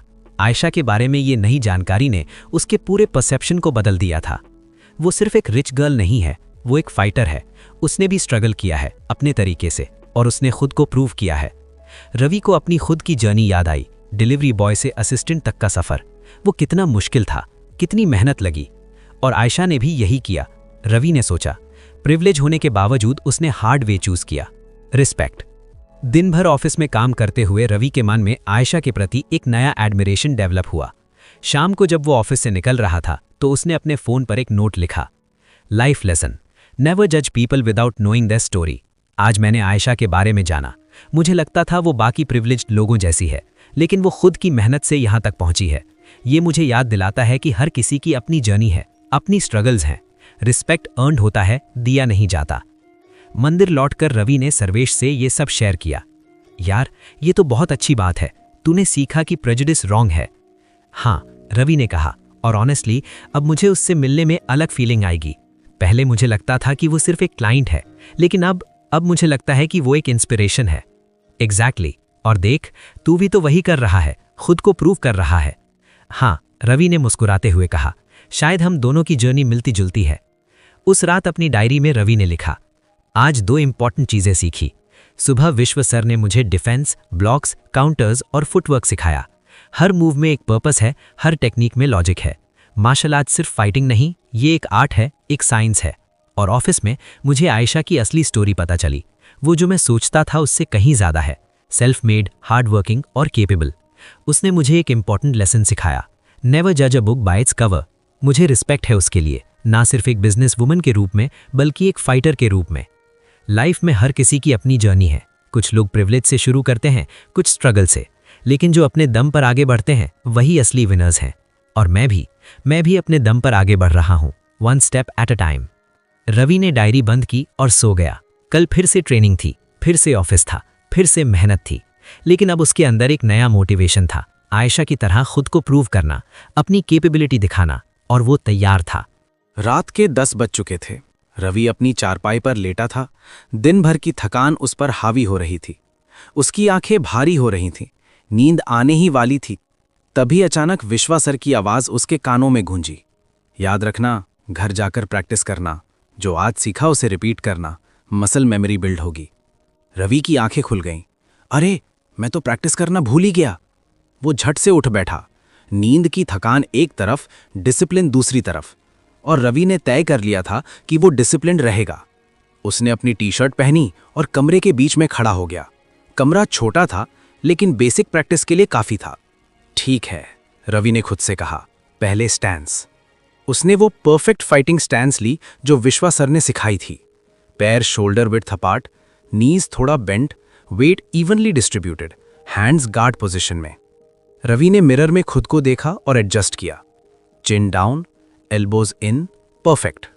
फिर उसने डिफरेंट स्टैंसेस प्रैक्टिस की, ऑर्थोडॉक्स, साउथ पॉ, डिफेंसिव। हर स्टैंस को 30 सेकंड्स तक होल्ड किया ताकि लेग्स को स्ट्रेंथ मिले। पैरों में जलन होने लगी, लेकिन रवि ने कंटिन्यू किया। अब ब्लॉक्स, रवि ने सोचा। उसने एयर में इमेजिनरी पंचेस ब्लॉक करने शुरू किए। High block, forearm raise, deflect. Middle block, horizontal sweep. Low block, downward defence. धीरे धीरे स्पीड बढ़ाई, ब्लॉक ब्लॉक ब्लॉक, एक रिदम में। रवि पूरी तरह से प्रैक्टिस में डूब गया था। उसे कुछ और दिखाई नहीं दे रहा था, ना कमरे की छोटी साइज, ना रात का टाइम, ना थकान, बस मूवमेंट्स, टेक्निक्स और डेडिकेशन। अब फुटवर्क, रवि ने सोचा। उसने फीट को लाइट रखते हुए मूवमेंट करनी शुरू की, साइड साइड, फॉरवर्ड, बैकवर्ड। लेकिन कमरा छोटा था और बीच में एक वुडन टेबल रखी थी। रवि बैकवर्ड मूव कर रहा था, फोकस्ड, कॉन्सेंट्रेटेड, और अचानक धाड़। उसका घुटना सीधे टेबल के कोने से टकराया। आह आह, रवि चीख उठा। दर्द इतना तेज था कि रवि की आंखों में आंसू आ गए। वो तुरंत बैठ गया, अपने घुटने को पकड़कर। ओ नो, वो बड़बड़ाया। उसने अपनी पैंट ऊपर की और घुटना देखा। वहां एक बड़ी सी चोट थी, लाल हो गया था और थोड़ा खरोंच भी आया था। छूने पर दर्द हो रहा था। रवि परेशान हो गया। ये क्या हो गया? कल सुबह ट्रेनिंग पर जाना है, इस हालत में कैसे जाऊंगा? उसने घुटने को धीरे से छुआ और फिर से दर्द की लहर आई। नहीं, ये बहुत बुरा है, रवि ने सोचा। क्या करूं? अगर कल मैं ठीक से मूव नहीं कर पाया तो विश्वा सर क्या सोचेंगे, और ट्रेनिंग मिस भी नहीं कर सकता। फिर एक आइडिया आया। मेडिकल स्टोर, मैं अभी जाता हूँ, bandage, pain relief gel, antiseptic सब लाता हूँ। आज रात लगा दूंगा तो सुबह तक थोड़ा बेटर हो जाएगा। रवि ने क्विकली अपनी जैकेट पहनी। घुटने में दर्द था लेकिन चल सकता था, हालांकि थोड़ा लिम्प के साथ। उसने अपनी बाइक निकाली और मेडिकल स्टोर की ओर चल पड़ा। रात के 10:30 बज रहे थे। सड़कें अब खाली थीं, कुछ ही गाड़ियां चल रही थीं। स्ट्रीट लाइट्स की धुंधली रोशनी में दिल्ली एक अलग ही नजर आ रही थी, शांत लेकिन कहीं ना कहीं थोड़ी ईयरी भी। रवि को पास ही में एक 24 आवर मेडिकल स्टोर याद आया। वो वहां पहुंचा। अंदर एक बुजुर्ग फार्मासिस्ट बैठे थे, अपने फोन पर कुछ देख रहे थे। अंकल, मुझे बैंडेज चाहिए, पेन रिलीफ जेल और एंटीसेप्टिक, रवि ने कहा। क्या हुआ बेटा? फार्मासिस्ट ने कंसर्न से पूछा। बस घुटने में चोट लग गई, रवि ने कहा। फार्मासिस्ट ने सामान दिया। ये लो, जेल लगा देना, बैंडेज कर देना, 2-3 दिन में ठीक हो जाएगा। धन्यवाद अंकल। रवि ने पेमेंट की और बाहर निकल गया। वापस लौटते समय एक सिग्नल पर रेड लाइट थी। रवि ने बाइक रोकी और वेट करने लगा। तभी अचानक साइड से एक छोटी सी आवाज आई। अंकल, फ्लावर ले लो ना। रवि ने मुड़कर देखा। एक छोटी सी बच्ची खड़ी थी, शायद 7-8 साल की। उसके हाथ में फ्रेश फ्लावर्स का एक छोटा सा बंडल था। वो बेहद क्यूट थी, बड़ी बड़ी आंखें, छोटे छोटे हाथ और चेहरे पर मासूमियत। लेकिन जो चीज रवि को चौंका दी, वो रात के इस टाइम पर अकेली सड़क पर खड़ी थी। रवि शॉक्ड रह गया। बच्ची, तुम यहां क्या कर रही हो इतनी रात को? बच्ची ने अपनी मीठी सी आवाज में कहा। अंकल, फ्लावर ले लो ना, बहुत अच्छे हैं, सिर्फ 20 रुपए। रवि बाइक से उतरा। उसने कंसर्न टोन में कहा, नहीं बच्ची, मेरा मतलब वो नहीं था। मैं बस इसलिए कह रहा हूं कि इतनी रात को यहां अकेली क्या कर रही हो? तुम्हारे माँ बाप कहाँ हैं? मैं अकेली नहीं हूं, बच्ची ने कहा। मेरी माँ भी है। कहाँ? रवि ने चारों ओर देखा। बच्ची ने रोड के साइड में एक बेंच की ओर इशारा किया। वहां। रवि ने उस डायरेक्शन में देखा। फुटपाथ पर एक पुरानी वुडन बेंच थी और उस पर एक महिला बैठी थी, करीब 30-35 साल की। रवि ने ध्यान से देखा। महिला के कपड़े, साड़ी कभी अच्छे रहे होंगे, क्वालिटी फैब्रिक, डिसेंट डिज़ाइन, लेकिन अब वो डल हो चुके थे, जगह जगह से फटे हुए थे और धूल से भरे थे। महिला का चेहरा टायर्ड लग रहा था। उसकी आंखों में एक होपलेसनेस थी, लेकिन साथ में एक डिटर्मिनेशन भी, जैसे कह रही हो, हार नहीं मानूंगी। रवि का दिल भर आया। ये महिला कभी अच्छे परिवार से रही होगी, लेकिन अब? रवि धीरे धीरे उस बेंच की ओर चला। बच्ची भी उसके पीछे पीछे आई। नमस्ते, रवि ने कहा। महिला ने ऊपर देखा। पहले तो उसने सोचा कि शायद ये कोई और कस्टमर है, लेकिन रवि के चेहरे पर कंसर्न देखकर वो अलर्ट हो गई। जी, महिला ने कॉशियसली कहा। मैं सिर्फ ये पूछना चाह रहा था कि आप इतनी रात को इस छोटी बच्ची के साथ बाहर क्यों हैं? ये सेफ नहीं है। महिला का चेहरा तुरंत स्टिफन हो गया। हम कुछ भी करें उससे आपको क्या? नहीं, मेरा मतलब वो नहीं था। मैं बस इसलिए कह रहा हूं कि दिल्ली में रात को बाहर घूमना, स्पेशली एक बच्ची के साथ, सेफ नहीं है। महिला ने रवि को ध्यान से देखा। उसकी आंखों में कोई छल नहीं था, कोई बुरी नीयत नहीं थी, बस एक इनोसेंट कंसर्न था। महिला की आवाज़ थोड़ी सॉफ्ट हुई। माफ़ करना, मैं गुस्से में थी, लेकिन हम क्या करें, 2 वक्त की रोटी के लिए ये सब करना पड़ता है। रवि को एहसास हुआ, ये महिला डेस्परेट थी, सर्वाइवल के लिए लड़ रही थी। आप कहाँ रहती हैं? रवि ने धीरे से पूछा। महिला ने नज़रें नीचे कर लीं। कहीं नहीं, फुटपाथ पर, कभी यहाँ कभी वहाँ। रवि शॉक था। फुटपाथ पर? लेकिन आपके कपड़े, लगता है आप कभी हाँ, महिला ने इंटरप्ट करते हुए कहा। कभी अच्छे दिन थे, लेकिन अब नहीं, लाइफ बदल गई। उसकी आंखों में आंसू आ गए, लेकिन उसने उन्हें रोक लिया। लेकिन मुझे अपनी बेटी के लिए लड़ना है, उसे भूखा नहीं सोने देना। छोटी बच्ची ने अपनी माँ का हाथ पकड़ा। माँ, रो मत। रवि का दिल टूट गया। उसे अपने माँ बाप की याद आई, कैसे उन्होंने हर परिस्थिति में उसकी देखभाल की थी। एक आइडिया उसके माइंड में आया। सुनिए, रवि ने कहा, अगर आपको कोई दिक्कत नहीं है तो आप हमारे मंदिर में रह सकती हैं।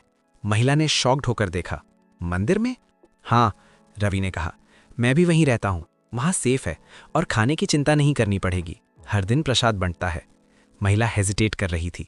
नहीं, हम आप पर बोझ नहीं बन सकते। बोझ नहीं, रवि ने कहा, मंदिर सबके लिए है और महाराज जी बहुत अच्छे हैं, वे आपको जरूर जगह देंगे। महिला ने कुछ सेकंड सोचा। उसकी आंखों में डाउट था, क्या ये लड़का सच बोल रहा है? क्या उसकी कोई हिडन मोटिव है? लेकिन फिर उसने रवि के चेहरे को देखा। वहां सिर्फ जेन्युइन काइंडनेस थी। आप सच में मदद करना चाहते हैं? महिला ने पूछा। हाँ, रवि ने फर्मली कहा।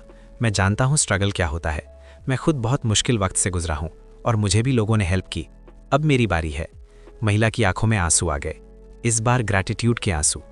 धन्यवाद भाई, धन्यवाद। चलिए, रवि ने कहा, मैं आपको मंदिर ले चलता हूँ। महिला ने अपनी बेटी का हाथ पकड़ा और उठ खड़ी हुई। उनके पास कोई सामान नहीं था, बस फ्लावर्स का वो बंडल और एक छोटा सा क्लॉथ बैग। रवि ने अपनी बाइक देखी। आप दोनों बाइक पर आ सकती हैं? हाँ, महिला ने कहा। रवि ने केयरफुली बाइक स्टार्ट की। बच्ची बीच में बैठी, महिला पीछे, और रवि धीरे धीरे केयरफुली बाइक चलाने लगा। रास्ते में बच्ची ने पूछा, अंकल आपका नाम क्या है? रवि ने मुस्कुराते हुए कहा। और तुम्हारा? मेरा नाम अनन्या है और मेरी माँ का नाम नेहा है। बहुत अच्छा नाम है, रवि ने कहा। अनन्या ने फिर पूछा, अंकल आप हमारी मदद क्यों कर रहे हैं? रवि ने सोचा, क्योंकि जब मैं मुश्किल में था तो किसी ने मेरी मदद की और अब मैं किसी और की मदद कर सकता हूँ। अनन्या ने स्माइल किया। आप बहुत अच्छे हैं अंकल। रवि को अच्छा लगा। 15 मिनट बाद वे मंदिर पहुंच गए। रात के टाइम मंदिर शांत था, कुछ लाइट्स जल रही थीं और दूर से भजन की हल्की आवाज़ आ रही थी। रवि ने बाइक खड़ी की और नेहा और अनन्या को अंदर ले गया। ये रहा मंदिर, आप यहाँ सेफ हैं। नेहा ने चारों ओर देखा, उसकी आंखों में रिलीफ था। तभी सर्वेश बाहर आया। रवि, इतनी रात को कहाँ गया था? और ये? सर्वेश, ये नेहा जी हैं और ये अनन्या। रवि ने इंट्रोड्यूस कराया। इन्हें रहने के लिए जगह चाहिए, क्या हम महाराज जी से बात कर सकते हैं? सर्वेश ने सिचुएशन समझी। हाँ चल, महाराज जी अभी मेडिटेशन में हैं, लेकिन हम बात कर सकते हैं। वे सब महाराज जी के कमरे की ओर गए। महाराज जी मेडिटेशन से बाहर आए। उन्होंने नेहा और अनन्या को देखा, फिर रवि को देखा। क्या बात है बेटा? महाराज जी ने पूछा। रवि ने पूरी सिचुएशन एक्सप्लेन की। महाराज जी ने ध्यान से सुना, फिर नेहा की ओर देखा। बेटी, तुम परेशान मत हो, ये मंदिर तुम्हारा घर है, तुम यहाँ रह सकती हो जितने दिन चाहो। नेहा के आंसू छलक पड़े। धन्यवाद महाराज जी, धन्यवाद। महाराज जी ने सर्वेश को कहा, इनके लिए एक कमरा अरेंज करो, साफ चादर, तकिया और रात का खाना। जी महाराज जी, सर्वेश ने कहा। महाराज जी ने रवि के कंधे पर हाथ रखा। तुमने अच्छा किया बेटा, यही तो धर्म है, जरूरतमंद की मदद करना। रवि ने प्रणाम किया। कुछ देर में नेहा और अनन्या को एक साफ सुथरा कमरा मिल गया। उन्हें खाना दिया गया, गरम रोटी, दाल, सब्जी। अनन्या ने खुशी से खाना खाया। माँ, इतना अच्छा खाना। नेहा की आंखों में आंसू थे, खुशी के आंसू। रवि ने उन्हें सेटल होते देखा, फिर अपने कमरे में चला गया। अपने कमरे में रवि ने अपने घुटने पर जेल लगाई, बैंडेज की। दर्द अभी भी था, लेकिन कुछ रिलीफ मिला। लेकिन उससे ज़्यादा रिलीफ उसे ये जानकर मिला कि उसने किसी की मदद की। उसने अपनी डायरी खोली। आज एक अजीब रात थी। प्रैक्टिस करते समय घुटने में चोट लग गई, दर्द हुआ, परेशानी हुई। लेकिन मेडिकल स्टोर से लौटते समय मुझे नेहा जी और अनन्या मिली। फुटपाथ पर रह रहे थे, फ्लावर्स बेच रहे थे, सिर्फ खाने के लिए। मैंने उन्हें मंदिर में ले आया। अब वे सेफ हैं। आज मुझे एहसास हुआ कि मेरी प्रॉब्लम्स कितनी छोटी हैं। मेरे पास कम से कम एक रूफ है, खाना है, लेकिन कितने लोग हैं जिनके पास ये भी नहीं? मैं लकी हूँ, और जब भी मैं किसी की मदद कर सकता हूँ मुझे करनी चाहिए, क्योंकि यही लाइफ का मतलब है, दूसरों के लिए जीना। रवि ने डायरी बंद की और सो गया, एक शांत, संतुष्ट नींद। सुबह 4:30 बजे अलार्म बजी। रवि की आंखें खुली और सबसे पहले उसने अपने घुटने को चेक किया। कल रात जेल और बैंडेज लगाने से थोड़ा बेटर था, दर्द कम हो गया था, हालांकि अभी भी थोड़ा स्टिफनेस था। चलेगा, रवि ने सोचा, ट्रेनिंग मिस नहीं कर सकता। उसने जल्दी से तैयार हुआ और एकेडमी की ओर निकल पड़ा। एकेडमी पहुंचकर रवि ने देखा कि विश्व सर पहले से ही वहां थे, वार्म अप कर रहे थे। बाहर वे 4 बॉडीगार्ड्स अभी भी अलर्ट खड़े थे। आ गए बेटा, विश्व सर ने कहा। जी सर। अच्छा, आज मैं देखूंगा कि कल जो सिखाया था उसमें से कितना याद है। जी सर, रवि ने कॉन्फिडेंट टोन में कहा। विश्व सर ने रवि को हॉल के बीच में बुलाया। ठीक है, पहले स्टैंस पे खाओ। रवि ने परफेक्ट फाइटिंग स्टैंस ली, feet shoulder width apart, knees bent, weight distributed, hands guard में। विश्व सर ने ऑब्जर्व किया। अच्छा, अब हाई ब्लॉक। रवि ने स्मूथ मोशन में हाई ब्लॉक किया। मिडिल ब्लॉक, रवि ने एग्जीक्यूट किया। लो ब्लॉक, रवि ने वो भी किया। विश्व सर इम्प्रेस्ड थे। बहुत अच्छा, तुमने प्रैक्टिस की है, इंप्रूवमेंट क्लियरली दिख रहा है। धन्यवाद सर। अब विश्व सर ने कहा, फुटवर्क के साथ ब्लॉक काउंटर कॉम्बिनेशन करो। रवि ने शुरुआत की, मूव किया साइड में, फिर एक इमेजिनरी पंच को ब्लॉक किया और तुरंत काउंटर जैब थ्रो किया। विश्व सर ने ध्यान से देखा। अच्छा है, लेकिन काउंटर और फास्ट होना चाहिए। ब्लॉक और काउंटर के बीच गैप कम करो। रवि ने फिर से ट्राई किया, इस बार फास्टर। बहुत बढ़िया, विश्व सर ने एनकरेज किया। अगले 1 घंटे में विश्व सर ने रवि को कुछ नए मूव्स सिखाए। स्लिप, एक डिफेंसिव टेक्निक जहां आप इनकमिंग पंच को डॉज करते हैं हेड को साइड में मूव करके। विश्व सर ने डेमोन्स्ट्रेट किया, एक स्मूथ मिनिमल मूवमेंट। स्लिप करते समय ज्यादा मूव मत करो, बस इतना कि पंच मिस हो जाए, एनर्जी कंजर्व करो। रवि ने प्रैक्टिस शुरू की। पहले तो थोड़ा ऑकवर्ड था, लेकिन धीरे धीरे समझ आने लगा। बॉब एंड वीव, एक और डिफेंसिव मूव जहां आप पंचेस के नीचे डक करते हैं। नीज बेंड करो, बॉडी लोअर करो और साइड में मूव करो। विश्व सर ने एक्सप्लेन किया। ये कॉम्बिनेशंस के लिए बहुत यूजफुल है। ट्रेनिंग इंटेंस थी, लेकिन रवि ने पूरी मेहनत की, हर मूव को ध्यान से सीखा, हर करेक्शन को अप्लाई किया। 2 घंटे बाद जब ट्रेनिंग खत्म हुई, रवि पसीने से भीगा हुआ था, लेकिन सैटिस्फाइड था। आज बहुत अच्छा रहा रवि, विश्व सर ने कहा। तुम कंसिस्टेंट हो, यही सबसे इंपॉर्टेंट है। धन्यवाद सर। अब जाओ, रेस्ट करो, कल फिर मिलेंगे। मंदिर लौटकर रवि ने नहाया और फ्रेश हुआ। वो अपने कमरे में बैठकर कुछ नोट्स लिख रहा था, आज की ट्रेनिंग से रिलेटेड। तभी डोर पर नॉक हुई। आइए, रवि ने कहा। डोर खुला और अनन्या अंदर आई। रवि मुस्कुराया। अरे अनन्या, कैसी हो? मैं ठीक हूं अंकल, अनन्या ने खुशी से कहा। रवि ने ध्यान से देखा। अनन्या ने नए कपड़े पहने थे, एक क्लीन फ्रेश सलवार कमीज, और उसके बाल भी अच्छे से बंधे हुए थे। वाओ, तुम बहुत अच्छी लग रही हो, रवि ने कहा। सर्वेश अंकल ने दिए, अनन्या ने प्राउडली कहा। मेरी माँ को भी नए कपड़े दिए। बहुत अच्छा, रवि ने कहा। सर्वेश भाई बहुत अच्छे हैं। अंकल, माँ बुला रही हैं आपको, अनन्या ने कहा। मुझे? क्यों? पता नहीं, बस बोल रही थी कि रवि भैया को बुला लाओ। ठीक है, चलो। रवि अनन्या के साथ उनके कमरे की ओर चला। नेहा के कमरे का डोर खुला था। रवि ने अंदर झाँका। जी नेहा जी। नेहा बाहर आई। उसने भी नए कपड़े पहने थे, एक सिंपल सलवार कमीज, और आज उसके चेहरे पर कल की होपलेसनेस नहीं थी, बल्कि एक काम था। रवि भाई, अंदर आइए, नेहा ने कहा। जी। रवि अंदर गया। कमरा छोटा था, लेकिन साफ सुथरा। एक चारपाई, एक छोटी टेबल और एक खिड़की। बैठिए, नेहा ने कहा। रवि बैठ गया। नेहा ने आगे कहा, रवि भाई, मैं आपका शुक्रिया अदा करना चाहती थी। आपने हमारी बहुत मदद की। अगर आप नहीं होते तो। अरे नहीं, रवि ने इंटरप्ट करते हुए कहा। यह तो मेरा फर्ज था, कोई भी करता। नहीं, नेहा ने फर्मली कहा। हर कोई नहीं करता। दुनिया में बहुत लोग हैं जो सिर्फ अपने बारे में सोचते हैं, लेकिन आप अलग हैं। रवि को थोड़ा ऑकवर्ड फील हुआ। आप ऐसा मत कहिए। नेहा मुस्कुराई। ठीक है, लेकिन फिर भी धन्यवाद। तभी रवि की नज़र टेबल पर रखी एक फोटो फ्रेम पर पड़ी। एक फैमिली फोटो, नेहा, अनन्या और एक आदमी। वो आदमी करीब 35 साल का था, डिसेंट लुक्स और एक वार्म स्माइल। रवि ने कैजुअली देखा और फिर उसका दिल धक से रह गया। वो चेहरा, वो आदमी, रवि ने उसे पहले देखा था, उस फैक्ट्री में, उस सुनसान जगह पर जहां वे गुंडे, जहां उन्होंने उसे मार दिया था। रवि का पूरा शरीर सुन्न हो गया। उसके हाथ पैर ठंडे पड़ गए, सांसें तेज होने लगीं। नहीं नहीं, ये नहीं हो सकता। नेहा ने रवि की रिएक्शन नोटिस की। रवि भाई, आप ठीक है? रवि ने खुद को संभालने की कोशिश की। हाँ, मैं बस। उसकी नज़र फिर से उस फोटो पर गई। नेहा ने फॉलो किया। ओह, आप फोटो देख रहे हैं? रवि ने हिचकिचाते हुए पूछा। ये आदमी कौन है? नेहा का चेहरा उदास हो गया। ये मेरे पति हैं, अनन्या के पापा, राज। राज, रवि ने रिपीट किया, trying to keep his voice steady. हाँ, नेहा ने कहा। उसकी आंखों में टीयर्स आ गए। वे आज से कुछ महीने पहले गायब हो गए थे। रवि का दिल और तेज धड़कने लगा। गायब? नेहा ने सिर हिलाया। हाँ, एक दिन ऑफिस गए और वापस नहीं आए। मैंने हर जगह ढूंढा, पुलिस में कंप्लेंट की। और पुलिस ने क्या कहा? रवि ने पूछा, हालांकि उसका थ्रोट ड्राई हो रहा था। नेहा ने एक कड़वी हंसी हंसी। पुलिस ने केस क्लोज कर दिया। उन्होंने कहा कि राज ने कंपनी में कुछ गड़बड़ी की थी, फाइनेंशियल फ्रॉड, और पैसे लेकर भाग गए। लेकिन, रवि ने कहा, लेकिन मैं उन्हें जानती हूँ, नेहा ने इमोशनल होते हुए कहा। राज ऐसे इंसान नहीं थे। वे ऑनेस्ट थे, हार्ड वर्किंग थे। वे कभी ऐसा नहीं कर सकते। नेहा के टीयर्स अब रुक नहीं रहे थे। मुझे पता है कि उनके साथ कुछ बुरा हुआ है, लेकिन किसी को विश्वास नहीं हो रहा। पुलिस ने केस बंद कर दिया। कंपनी ने हमारी कोई मदद नहीं की। अनन्या अपनी माँ के पास आई और उसे हक किया। माँ, रो मत। रवि चुपचाप बैठा था। उसका माइंड ब्लैंक हो गया था।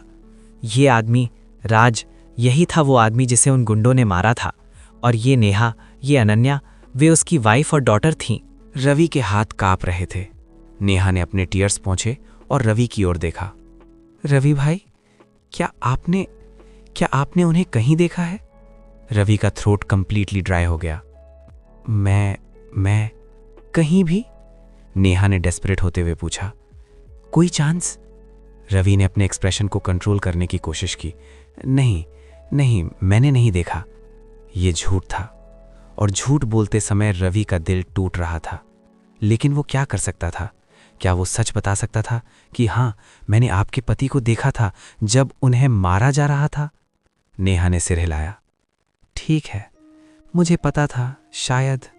रवि को गिल्ट महसूस हो रहा था, heavy suffocating guilt. Neha ji, Ravi ने कहा, trying to change the topic, आप चिंता मत कीजिए, सब ठीक हो जाएगा। मुझे उम्मीद है, नेहा ने कहा। बस अनन्या के लिए मुझे स्ट्रांग रहना है। रवि ने फोर्स्ड स्माइल दी। आप स्ट्रांग हैं। कुछ और बातें करने के बाद रवि ने एक्सक्यूज लिया। मुझे ऑफिस जाना है, मैं चलता हूँ। ठीक है रवि भाई, नेहा ने कहा। रवि जल्दी से बाहर निकल गया। बाहर आते ही उसने गहरी सांस ली। उसका पूरा बॉडी शेक कर रहा था। क्या हो गया ये? रवि ने खुद से कहा। वो अपने कमरे में गया और डोर बंद कर लिया। फिर बेड पर बैठ गया, अपना सिर हाथों में लेकर। उस मर्डर का सीन उसके माइंड में फिर से प्ले होने लगा। उस फैक्ट्री की सुनसान जगह, वे गुंडे, वो आदमी राज जो घुटनों पे गिरा हुआ था, गिड़गिड़ा रहा था। प्लीज मुझे जाने दो, मैं कुछ नहीं बताऊंगा। फिर वो आयरन रॉड, वो चीख, वो खून। नहीं, रवि ने अपना सिर हिलाया। नहीं, ये नहीं। पूरे दिन वही सीन उसके माइंड में घूमता रहा। नहाते समय उस आदमी का चेहरा दिखाई दिया। ऑफिस जाते समय वो चीख सुनाई दी।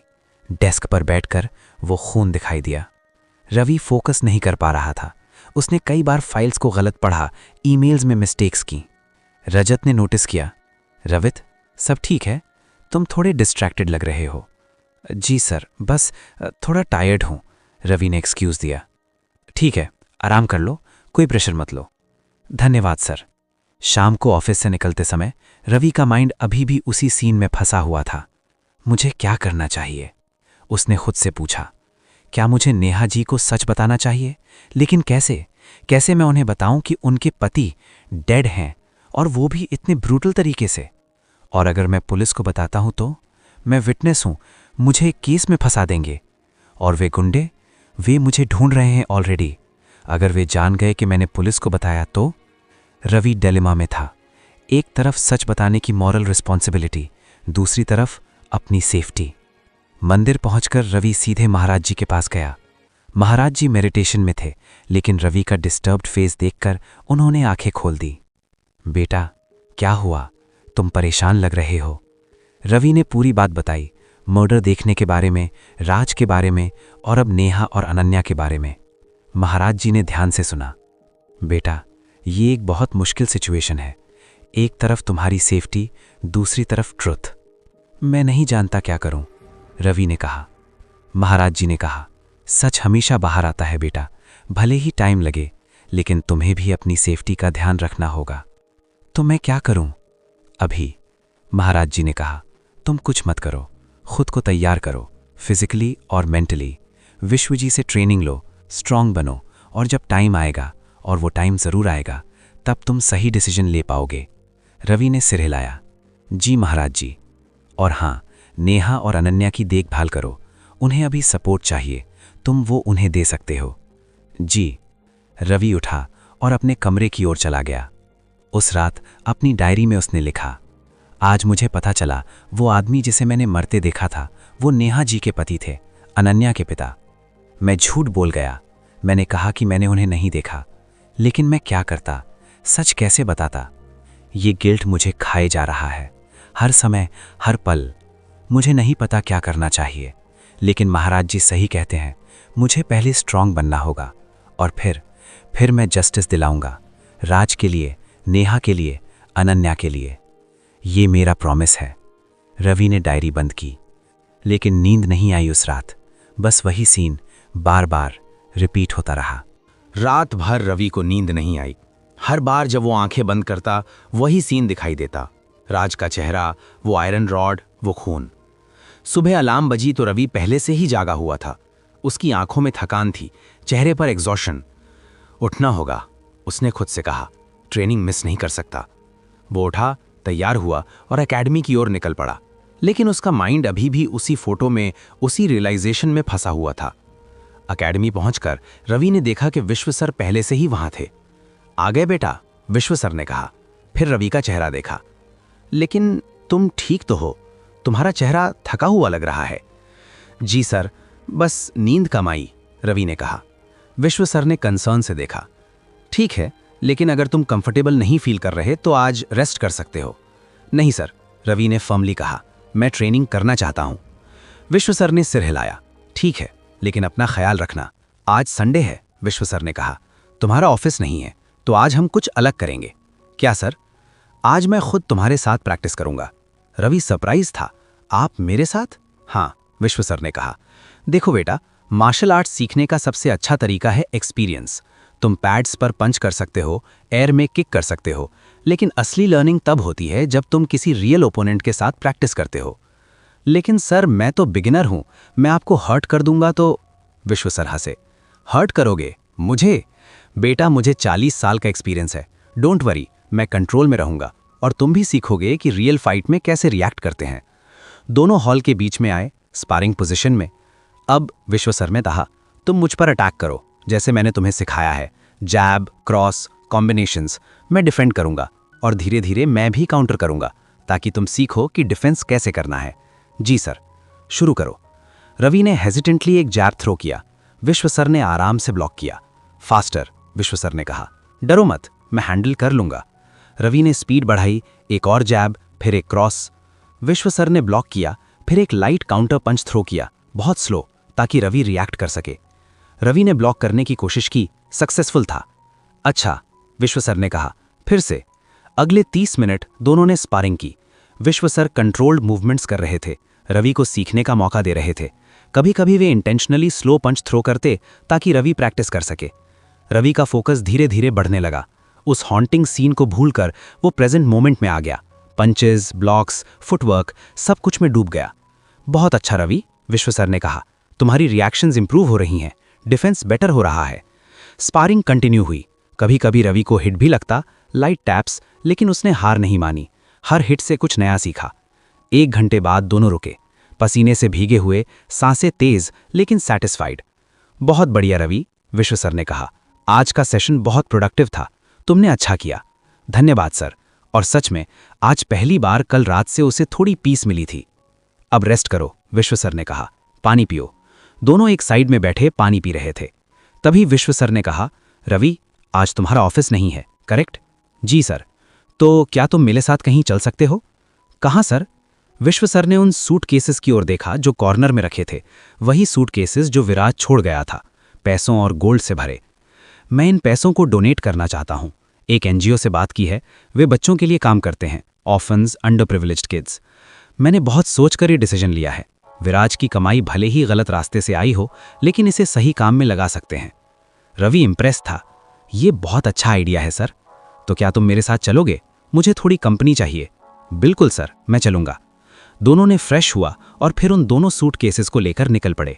विश्व सर की एक पुरानी सेडान थी जिसमें वे बैठे। एनजीओ साउथ दिल्ली में था, करीब 45 मिनट की दूरी पर।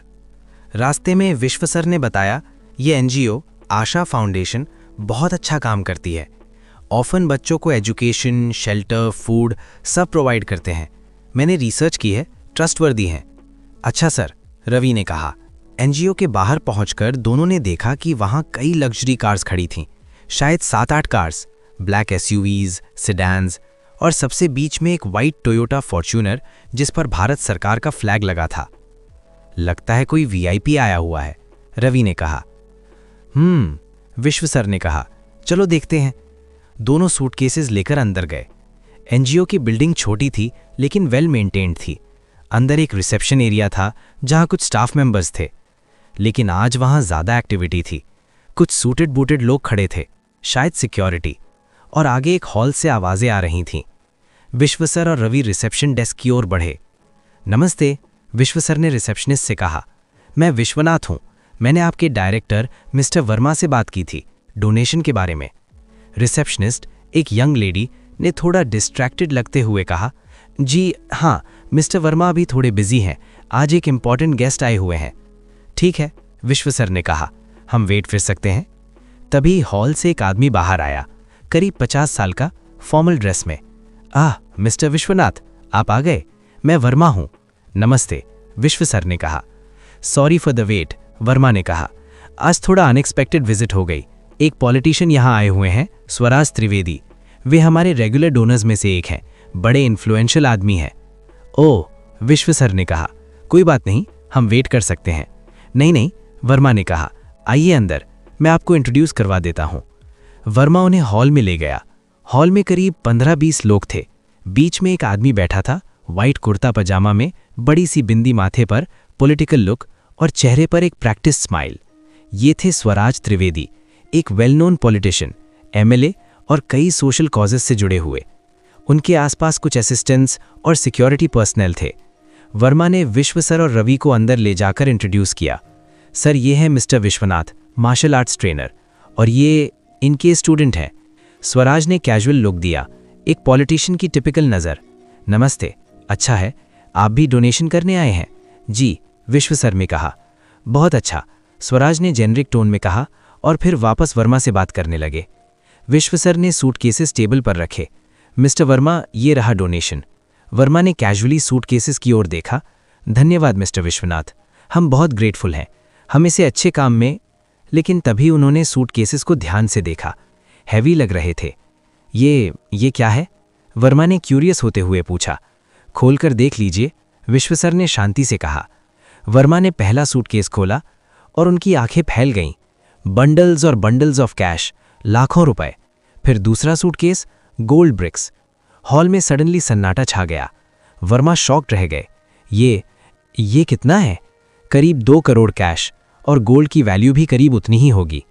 वर्मा के मुंह से शब्द नहीं निकल रहे थे। 4 करोड़? स्वराज त्रिवेदी, जो अब तक कैजुअली बैठे थे, अचानक इंटरेस्टेड हो गए। वे खड़े हुए और सूटकेसेस की ओर आए। 4 करोड़? स्वराज ने रिपीट किया। अब उनकी आवाज में रिस्पेक्ट आ गई थी। ये तो बहुत बड़ा डोनेशन है। उनका पूरा डिमीनर बदल गया था। पहले जो कैजुअल, ऑलमोस्ट डिसमिसिव एटीट्यूड था, अब वो पोलाइट, ऑलमोस्ट रेवरेंट हो गया था। स्वराज ने विश्व सर की ओर मुड़े, इस बार प्रॉपर अटेंशन के साथ। आप कौन हैं सर? स्वराज ने रिस्पेक्टफुल टोन में पूछा। इतनी बड़ी फिलैंथ्रोपी, ये तो रिमार्केबल है। विश्व सर ने सिंपल टोन में कहा, मैं सिर्फ एक मार्शल आर्ट्स ट्रेनर हूं। ये पैसा ये किसी और का था, लेकिन अब मैं इसे सही जगह लगाना चाहता हूं। वाह, स्वराज ने कहा। अब उनकी चापलूसी पूरी तरह से एक्टिव हो गई थी। आपने तो सोशल सर्विस की असली मिसाल पेश की है। आजकल ऐसे लोग कहाँ मिलते हैं? वे विश्व सर के पास आए, हाथ जोड़े। सर, आप बहुत महान इंसान हैं। इतनी बड़ी रकम और बिना किसी पब्लिसिटी के, बिना किसी एक्सपेक्टेशन के, ये तो। वर्मा भी अब पूरी तरह से अटेंटिव थे। सर, हम आपके इस दान को कभी नहीं भूलेंगे। आपका नाम हमारे रिकॉर्ड्स में गोल्डन लेटर्स में लिखा जाएगा। स्वराज ने आगे कहा, सर, मैं पर्सनली इंश्योर करूंगा कि ये पैसा सही जगह यूज हो। मैं आपके इस नोबल कॉज में शामिल होना चाहूंगा। हम साथ में इस एनजीओ को और बेहतर बना सकते हैं। विश्व सर ने पोलाइटली कहा, धन्यवाद, लेकिन मुझे कोई क्रेडिट नहीं चाहिए। बस ये पक्का कर दीजिए कि ये पैसा बच्चों के लिए सही तरीके से यूज हो। बिल्कुल, स्वराज ने जोश से कहा। आप टेंशन मत लीजिए, मैं पर्सनली मॉनिटर करूंगा। स्वराज अब फोटोग्राफर्स को बुला रहे थे। फोटोज लो, ये मोमेंट रिकॉर्ड होना चाहिए, इतने बड़े डोनर के साथ। लेकिन विश्व सर ने हाथ उठाकर रोका। नहीं, कोई फोटोज नहीं, मुझे पब्लिसिटी नहीं चाहिए। लेकिन सर। नहीं, विश्व सर ने फर्मली कहा। स्वराज ने समझदारी दिखाते हुए फोटोग्राफर्स को रोक दिया। ठीक है सर, जैसा आप कहें, आपकी प्राइवेसी रिस्पेक्ट की जाएगी। रवि ये सब खड़े खड़े देख रहा था। उसे फैसिनेटिंग लग रहा था कि कैसे पैसों की वजह से लोगों का बिहेवियर पूरी तरह बदल जाता है। पहले स्वराज ने विश्व सर को बैरली नोटिस किया था, लेकिन अब वे उनकी हर बात मान रहे थे, चापलूसी कर रहे थे। पैसा सच में सब कुछ बदल देता है, रवि ने मन में सोचा। कुछ फॉर्मल पेपर वर्क के बाद रिसीट, एक्नॉलेजमेंट, डोनेशन कंप्लीट हो गया। वर्मा ने विश्व सर का हाथ दोनों हाथों से पकड़ा। सर, आपने हमारे बच्चों की जिंदगी बदल दी। हम हमेशा आपके आभारी रहेंगे। स्वराज भी साथ में खड़े थे। सर, अगर आपको कभी भी कोई मदद चाहिए, कुछ भी, तो मुझे बताइएगा, ये मेरा कार्ड है। उन्होंने अपना कार्ड दिया। विश्व सर ने पोलाइटली लिया। धन्यवाद। बाहर निकलते समय रवि ने कहा, सर, आपने देखा, जब पैसे देखे तो सबका एटीट्यूड कैसे बदल गया। विश्व सर ने मुस्कुराते हुए कहा, हाँ बेटा, ये दुनिया का रियलिटी है, लेकिन हमें इससे कोई फर्क नहीं पड़ना चाहिए। हमने जो सही लगा वो किया, बाकी लोग क्या सोचते हैं वो उनकी प्रॉब्लम है। आप सही कह रहे हैं सर। कार में बैठते हुए विश्व सर ने कहा, अब मुझे हल्का फील हो रहा है, वो बर्डन उतर गया, अब वो पैसा सही जगह यूज होगा। जी सर, रवि ने कहा, और ऑनेस्टली मुझे आज बहुत कुछ सीखने को मिला। क्या सीखा? ये कि लोग कैसे बिहेव करते हैं जब पैसा इन्वॉल्व होता है, और ये भी कि असली जेनरोसिटी तब होती है जब आप बिना किसी एक्सपेक्टेशन के देते हैं। विश्व सर ने गर्व से रवि की ओर देखा। तुम सही समझ रहे हो बेटा, यही लाइफ की सच्ची शिक्षा है। शाम को मंदिर लौटकर रवि ने अपनी डायरी में लिखा, आज का दिन इंटरेस्टिंग था। सुबह ट्रेनिंग में मैंने पहली बार विश्व सर के साथ स्पारिंग की। रियल अपोनेंट के साथ प्रैक्टिस करना ये बिल्कुल अलग एक्सपीरियंस है। मुझे बहुत कुछ सीखने को मिला। फिर एनजीओ गए। विश्व सर ने वो सारा पैसा डोनेट कर दिया, 4 करोड़, और मैंने देखा कि कैसे लोगों का बिहेवियर बदल गया पैसे देखकर। स्वराज त्रिवेदी, एक पॉलिटिशियन, पहले तो हमें इग्नोर कर रहे थे, लेकिन जैसे ही पैसे देखे वे पूरी तरह बदल गए। रिस्पेक्ट, चापलूसी, सब कुछ। ये एक इंपॉर्टेंट लेसन था। पावर और पैसे से लोगों का एटीट्यूड बदल जाता है, लेकिन असली बात यह है कि हमें अपने प्रिंसिपल्स पर स्ट्रांग रहना चाहिए, चाहे लोग क्या कहें, क्या सोचें। रवि ने डायरी बंद की और सो गया। कल फिर से एक नया दिन था। शाम के 5 बज रहे थे जब रवि की नींद खुली। एनजीओ से लौटकर दोपहर में वो इतना थका हुआ था कि सो गया था। अब जब आंख खुली तो थोड़ा फ्रेश फील हो रहा था। वो उठा, मुंह धोया और बाहर निकला। मंदिर के कोर्टयार्ड में अनन्या खेल रही थी, एक पुरानी गुड़िया के साथ। उसने रवि को देखा और खुशी से दौड़ी। अंकल, आप उठ गए? रवि ने मुस्कुराते हुए कहा, हाँ बेटा, तुम क्या कर रही हो? बस खेल रही थी। आप कहाँ जा रहे हैं? कहीं नहीं, बस ऐसे ही। तभी सर्वेश भी वहां आ गया। अरे रवि, उठ गया? चल बाहर चलते हैं, थोड़ा फ्रेश एयर लेते हैं। हाँ चल, रवि ने कहा। अनन्या ने कहा, मैं भी चलूंगी। सर्वेश ने कहा, चल बेटा, तू भी चल। तीनों मंदिर से बाहर निकले और धीरे धीरे पैदल चलने लगे। शाम का वक्त था, सूरज ढलने लगा था, हवा ठंडी हो गई थी और सड़कों पर लोग बाहर निकल आए थे। कुछ देर चलने के बाद वो एक बड़े से ओपन ग्राउंड के पास पहुंचे। ग्राउंड में कुछ लड़के क्रिकेट खेल रहे थे। कैजुअल मैच, लेकिन क्वाइट कंपेटिटिव लग रहा था। ग्राउंड के चारों ओर नॉर्मल भीड़ थी। कुछ लोग फुटपाथ पर स्टॉल से चाट खा रहे थे, कुछ कपल्स बेंचेस पर बैठे थे बातें करते हुए, और कुछ लोग क्रिकेट मैच देख रहे थे। एक कॉर्नर में लड़कियों का ग्रुप गोलगप्पे खा रहा था, हंस हंस कर बातें कर रहा था। देख, क्रिकेट खेल रहे हैं, सर्वेश ने कहा। तू खेलेगा? रवि ने देखा। पता नहीं, बहुत दिनों से नहीं खेला। तभी उन लड़कों में से एक ने रवि को देखा। भाई, आप खेलोगे? हमें एक प्लेयर चाहिए। रवि ने हेजिटेट किया। मैं ठीक से खेल नहीं पाता। अरे कोई बात नहीं, चलो बस मजे के लिए। सर्वेश ने एनकरेज किया। चल यार, खेल ले, मैं और अनन्या यहीं बैठते हैं। ठीक है, रवि ने कहा। वो ग्राउंड में चला गया। सर्वेश और अनन्या ग्राउंड के किनारे एक बेंच पर बैठ गए। लड़कों ने टॉस किया। रवि की टीम को पहले बैटिंग मिली। तुम पहले खेलो, एक लड़के ने कहा। रवि ने बैट उठाया। ये एक नॉर्मल टेनिस बॉल क्रिकेट था। कोई पैड्स नहीं, कोई हेलमेट नहीं, बस एक बैट और बॉल। बॉलर आया, एक टॉल मस्कुलर लड़का। उसने एक फास्ट बॉल थ्रो की। रवि ने बॉल को देखा और कुछ अजीब हुआ। बॉल स्लो मोशन में आती दिखाई दी। उसकी रिफ्लेक्सेस, जो पिछले महीनों की ट्रेनिंग से शार्प हो गई थी, ऑटोमेटिकली एक्टिवेट हो गई। उसने बैट घुमाया, परफेक्ट टाइमिंग। थ्वैक! बॉल बाउंड्री के बाहर चली गई। ग्राउंड के चारों ओर बैठे लोग चौंक गए। वाओ! बॉलर सरप्राइज था। क्या शॉट था! अगली बॉल आई। रवि ने फिर से हिट किया, अनदर बाउंड्री। तीसरी बॉल, फिर से बाउंड्री। अब तो सब लोग ध्यान देने लगे। मैच देखने वाले लोग और पास आ गए। वो लड़कियों का ग्रुप भी देखने लगा। ये कौन है? किसी ने पूछा। पता नहीं, लेकिन बहुत अच्छा खेल रहा है। बॉलर फ्रस्ट्रेट हो रहा था। उसने अपनी पूरी स्पीड से एक बॉल थ्रो की, लेकिन रवि के लिए बॉल की स्पीड मैटर नहीं कर रही थी। उसकी आईज परफेक्टली ट्रैक कर रही थी। उसके हैंड्स ऑटोमेटिकली रिएक्ट कर रहे थे। उसने एक और पावरफुल शॉट खेला।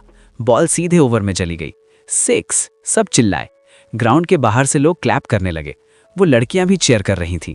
विराट कोहली है क्या? किसी ने मजाक में कहा। अगले 15 मिनट रवि ने लगभग हर बॉल को बाउंड्री या 6 में कन्वर्ट कर दिया। बॉलर्स कोशिश कर रहे थे, slow balls, fast ball, spin, लेकिन कुछ काम नहीं कर रहा था। रवि खुद भी सरप्राइज था। ट्रेनिंग ने इतना फर्क डाल दिया। उसकी hand eye coordination, reflexes, body balance सब कुछ मार्शल आर्ट्स ट्रेनिंग से इंप्रूव हो गया था और ये क्रिकेट में भी दिख रहा था। मैच खत्म हुई। रवि की टीम ओवरवेलमिंग विक्ट्री के साथ जीत गई। सब लड़के रवि के पास आए। भाई तुम कहाँ से हो? तुम प्रोफेशनल प्लेयर हो क्या? नेम क्या है? रवि ने हम्बली कहा, नहीं यार, मैं सिर्फ वैसे ही। ग्राउंड के बाहर से भी कुछ लोग कॉन्ग्रेचुलेट करने आए। वो लड़कियों में से एक ने भी स्माइल किया और थम्स अप दिया। सर्वेश और अनन्या भी एक्साइटेड थे। अंकल, आप इतने अच्छे खेलते हैं, अनन्या ने कहा। यार तूने तो कमाल कर दिया, सर्वेश ने कहा। ट्रेनिंग का असर दिख रहा है, रवि मुस्कुराया। हाँ, मुझे खुद सरप्राइज हो रहा है। थोड़ी देर और वहां रुकने के बाद लोग उसे बातें करते हुए, मैच एंजॉय करते हुए तीनों वापस मंदिर की ओर चल पड़े। शाम के 7 बज चुके थे। आसमान में हल्की लालिमा थी। आज मजा आया, रवि ने कहा। हाँ, सर्वेश ने कहा। बहुत दिनों बाद तुझे इतना रिलैक्स देखा। रवि ने सोचा, हाँ, आज सच में वो थोड़ा भूल गया था। वो मॉडर, वो टेंशन, वो गिल्ट, बस उस मोमेंट में था। शायद यही जरूरत थी, उसने सोचा। अगले दिन मंडे, रवि ऑफिस गया, रूटीन की तरह। ट्रेनिंग, फिर ऑफिस। लेकिन उसके माइंड में अभी भी वो बात चल रही थी। राज, नेहा, अनन्या। दोपहर के करीब रजत ने रवि को अपने कैबिन में बुलाया। बैठो रवि। रवि बैठ गया। रजत ने उसे ध्यान से देखा।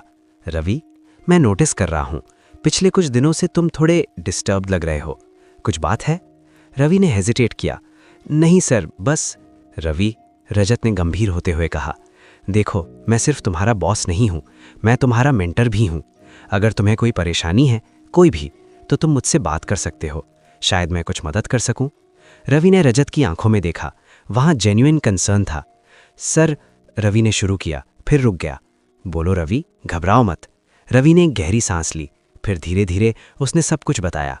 उस डिलीवरी के बारे में, उस फैक्ट्री के बारे में, उस मर्डर के बारे में, गुंडों के चेस के बारे में और अब नेहा और अनन्या के बारे में। रजत ने चुपचाप सुना। उनका एक्सप्रेशन सीरियस होता गया। जब रवि ने बताना खत्म किया तो कुछ सेकंड्स की साइलेंस थी। फिर रजत ने कहा, रवि, तुमने इतना कुछ अपने अंदर दबा रखा था। मैं नहीं जानता था क्या करूं सर। रजत ने सिर हिलाया। मैं समझ सकता हूं, ये बहुत बड़ी बात है और तुम डरे हुए हो, अंडरस्टैंडेबली। जी सर। रजत ने कुछ सेकंड्स सोचा। ठीक है, डोंट वरी, मैं कुछ करता हूं। सर, मेरे एक बहुत अच्छे दोस्त हैं, डीसीपी लेवल पर हैं पुलिस में, बहुत ऑनेस्ट ऑफिसर हैं। उनका नाम है विक्रम सिंह। मैं उनसे बात करता हूं। लेकिन सर, रवि ने कहा, अगर मैं पुलिस को बताता हूं तो? रवि, रजत ने रीअश्योरिंग टोन में कहा, विक्रम बहुत ट्रस्टवर्दी हैं। वे समझेंगे सिचुएशन को और वे तुम्हारी सेफ्टी का ध्यान रखेंगे। वे इस बात को बाहर नहीं निकलने देंगे जब तक प्रॉपरली हैंडल नहीं हो जाता। ठीक है सर। कल, रजत ने कहा, दोपहर को तुम विक्रम से मिलो, मैं उन्हें सब बता दूंगा। तुम बस वहां जाओ और पूरी बात डिटेल में बताओ, जो तुमने देखा, जो हुआ। कहाँ मिलना है सर? पुलिस स्टेशन नहीं, रजत ने क्लियरली कहा। वो सेफ नहीं होगा, उन गुंडों के कनेक्शंस हो सकते हैं। मैं तुम्हें एक प्राइवेट लोकेशन बताऊंगा, वहां विक्रम तुमसे मिलेंगे। रवि को थोड़ा रिलीफ मिला। धन्यवाद सर, आपने मेरी बहुत मदद की। बस, रजत ने कहा, अब टेंशन मत लो, हम ये सही तरीके से हैंडल करेंगे। जी सर। रजत ने आगे कहा, और रवि, तुमने सही किया जो मुझे बताया। ऐसी चीज़ों को अंदर नहीं रखना चाहिए, वे तुम्हें अंदर से खा जाती हैं। जी सर, मैं समझता हूँ। उस शाम मंदिर लौटकर रवि थोड़ा लाइटर फील कर रहा था। उसने महाराज जी को भी बताया कि उसने रजत सर से बात की है और अब पुलिस से भी बात होगी। महाराज जी ने कहा, अच्छा किया बेटा, सच को दबाना नहीं चाहिए, जस्टिस जरूर मिलनी चाहिए। जी महाराज जी। लेकिन साथ में महाराज जी ने कहा, सावधान भी रहना, जब तक ये पूरी तरह रिजॉल्व नहीं हो जाता तब तक अलर्ट रहना। जी, मैं ध्यान रखूंगा। उस रात अपनी डायरी में रवि ने लिखा, आज 2 इंपॉर्टेंट चीजें हुई। पहली, शाम को क्रिकेट खेला, बहुत मजा आया और सरप्राइज हुआ कि ट्रेनिंग ने मेरी रिफ्लेक्सेस और कोऑर्डिनेशन को कितना इंप्रूव कर दिया है। शायद मार्शल आर्ट सिर्फ फाइटिंग के लिए नहीं है, ये ओवरऑल फिजिकल एबिलिटी को बढ़ाता है। दूसरी, मैंने रजत सर को सब कुछ बता दिया, मर्डर के बारे में, राज के बारे में, नेहा और अनन्या के बारे में। उन्होंने बहुत सपोर्ट किया। अब कल मैं डीसीपी विक्रम सिंह से मिलूंगा। मुझे अभी भी डर है, लेकिन साथ में थोड़ी राहत भी है कि अब मैं अकेला नहीं हूँ। रजत सर मेरे साथ हैं, महाराज जी मेरे साथ हैं। कल का दिन इम्पॉर्टेंट होगा। पहली बार मैं ऑफिशियली पुलिस को सब बताऊंगा। राज को जस्टिस मिलनी चाहिए, नेहा और अनन्या को सच जानने का हक है, और मैं अब और नहीं भागूंगा। अगली सुबह रवि नॉर्मल रूटीन से उठा, ट्रेनिंग की, ऑफिस गया। लेकिन उसका माइंड बार बार उस मीटिंग की ओर जा रहा था, डीसीपी विक्रम सिंह के साथ। दोपहर होने वाली थी और फिर सब कुछ बदल सकता था। रजत ने उसे एक एड्रेस दिया था, एक प्राइवेट कैफ़े जो थोड़ा सेक्लूडेड एरिया में था। 2 बजे रजत ने कहा, विक्रम वहाँ होंगे, प्लेन क्लोथ्स में, किसी को पता नहीं चलेगा। जी सर। दोपहर के 1:45 पर रवि ऑफिस से निकला। उसका दिल तेज धड़क रहा था, नर्वस था लेकिन डिटर्मिन्ड भी। ये सही है, उसने खुद से कहा, ये करना होगा। वो अपनी बाइक पर बैठा और उस कैफे की ओर चल पड़ा। दोपहर के 1:50 हो रहे थे। रवि अपनी बाइक पर बैठा उस कैफे की ओर जा रहा था जिसका एड्रेस रजत सर ने दिया था। रास्ते में वो बार बार अपने चारों ओर देख रहा था। हर कार, हर बाइक, हर आदमी, सब कुछ सस्पिशियस लग रहा था। पैरानोया फिर से वापस आ गया था। कहीं ये लोग पीछे तो नहीं, उसने सोचा। कहीं किसी ने नोटिस तो नहीं किया। लेकिन सड़क पर नॉर्मल ट्रैफिक थी, कोई उसे फॉलो नहीं कर रहा था, कम से कम जहां तक उसे दिख रहा था। कैफे एक क्वाइट एरिया में था, मेन रोड से थोड़ा हटकर एक छोटी सी लेन में। द क्वाइट कॉर्नर नाम था, फिटिंग था। कैफे छोटा था लेकिन डिसेंट। बाहर कुछ टेबल्स थीं, अंदर भी कुछ। ज़्यादा भीड़ नहीं थी, बस 4-5 लोग जो अपनी कॉफ़ी पी रहे थे या लैपटॉप्स पर काम कर रहे थे। रवि ने बाइक खड़ी की और अंदर गया। उसने फिर से चारों ओर देखा, केयरफुली, कॉशियसली।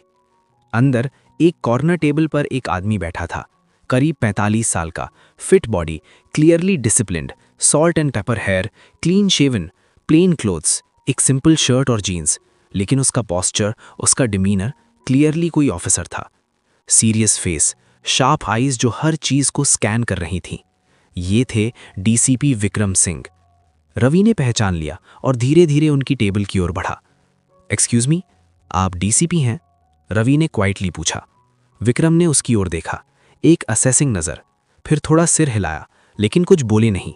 उन्होंने बस इशारा किया, बैठ जाओ। रवि बैठ गया। उसका दिल तेज धड़क रहा था। विक्रम ने अपनी कॉफ़ी का सिप लिया, फिर स्ट्रेट टू द पॉइंट आते हुए कहा, रजत ने तुम्हारे बारे में बताया, अब तुम मुझे सब कुछ बताओ, शुरू से, हर डिटेल। उनकी आवाज़ लो थी लेकिन अथॉरिटेटिव। रवि ने एक गहरी सांस ली, फिर शुरू किया। सर, ये कुछ महीने पहले की बात है। मैं उस टाइम डिलीवरी बॉय था। उसने पूरी कहानी बताई, स्टेप बाय स्टेप, डिटेल में। उस दिन का ऑर्डर, उस सुनसान फैक्ट्री एरिया में जाना, ट्रैफिक का रुक जाना क्योंकि में गुंडे एक आदमी को पीट रहे थे। वो आदमी, राज, जो घुटनों पर गिरा था, गिड़गिड़ा रहा था, प्लीज़ मुझे जाने दो, मैं कुछ नहीं बताऊंगा। फिर वो आयरन रॉड, वो ब्रूटल अटैक, वो खून, वो मौत। विक्रम चुपचाप सुन रहे थे। उनका एक्सप्रेशन नहीं बदल रहा था, लेकिन उनकी आंखें फोकस्ड थीं। रवि ने आगे बताया कैसे उन गुंडों ने उसे देख लिया, कैसे वो भागा, कैसे वो बैरली बच पाया। और फिर रवि ने कहा, कुछ दिन पहले मुझे एक महिला और उसकी बेटी मिली, नेहा और अनन्या। वे फुटपाथ पर रह रहे थे। मैं उन्हें मंदिर ले आया। और विक्रम ने प्रॉम्प्ट किया। और जब मैं उनके कमरे में गया तो मैंने एक फ़ोटो देखी। उस फोटो में वही आदमी था, राज, नेहा के पति, अनन्या के पिता। रवि ने आगे बताया कि नेहा ने पुलिस में कंप्लेंट की थी, लेकिन किसी ऑफिसर ने केस क्लोज कर दिया, ये कहकर कि राज ने फाइनेंशियल फ्रॉड किया और भाग गया। विक्रम का जॉ थोड़ा टाइटन हुआ। केस क्लोज कर दिया? जी सर। किस ऑफिसर ने? मुझे नाम नहीं पता सर, लेकिन नेहा जी से पूछ सकते हैं। विक्रम ने अपने फ़ोन में कुछ नोट्स लिए। कुछ मिनट की साइलेंस के बाद विक्रम ने पूछा, तुमने उन गुंडों को ठीक से देखा था? जी सर, कम से कम लीडर को।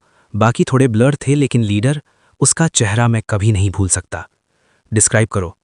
रवि ने डिस्क्राइब किया, height, build, distinctive features. Vikram ने और नोट्स लिए। और उनकी कार्स, नंबर्स? नहीं सर, मैं इतना स्केर्ड था, मैंने नोटिस नहीं किया। ठीक है, विक्रम ने कहा। विक्रम ने अपनी कॉफ़ी ख़त्म की, फिर गंभीर टोन में कहा, सुनो, ये एक सीरियस मैटर है।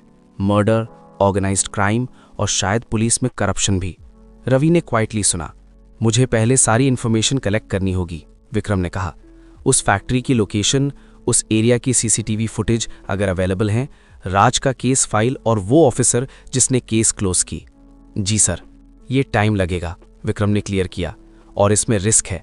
अगर वे लोग पता लगा लें कि इन्वेस्टिगेशन चल रही है तो वे एविडेंस डिस्ट्रॉय कर सकते हैं या वर्स, तुम्हें टारगेट कर सकते हैं। रवि का थ्रोट ड्राई हो गया। इसलिए विक्रम ने कहा, तुम्हें सावधान रहना होगा, अपनी नॉर्मल रूटीन फॉलो करो, कोई सस्पिशियस एक्टिविटी मत करो। और उन्होंने अपना फ़ोन निकाला, अपना नंबर दो, मैं तुम्हें कॉल करूंगा जब अपडेट होगी। रवि ने अपना नंबर दिया, विक्रम ने सेव किया। मैं एक प्राइवेट नंबर से कांटेक्ट करूंगा, किसी को मत बताना, सिर्फ रजत को। जी सर। विक्रम खड़े हुए, धीरे से, कैजुअली, जैसे कोई नॉर्मल कैफे विजिटर हो। ठीक है, मैं काम शुरू करता हूं, तुम अपना ख्याल रखो। धन्यवाद सर। विक्रम बिना पीछे मुड़े बाहर चले गए। रवि कुछ मिनट वहीं बैठा रहा, प्रोसेस करते हुए जो अभी हुआ हो गया। उसने सोचा, मैंने पुलिस को बता दिया, अब जस्टिस की प्रोसेस शुरू होगी। उसे थोड़ा रिलीफ फील हुआ, लेकिन साथ में नर्वसनेस भी। वो उठने लगा, तभी एक कैफे स्टाफ उसके पास आया। Sir, bill. रवि रुक गया। बिल? उसने रियलाइज किया विक्रम सर ने बिल नहीं दिया था। अरे, रवि ने अपना सिर पकड़ा। ठीक है, कोई बात नहीं, उसने सोचा। विक्रम सर मेरे काम के लिए आए थे तो शायद मुझे ही देना चाहिए। उसने बिल पे किया, 350 रुपये। ज्यादा नहीं था, लेकिन फिर भी एक डीसीपी का बिल पे करना थोड़ा अजीब लगा।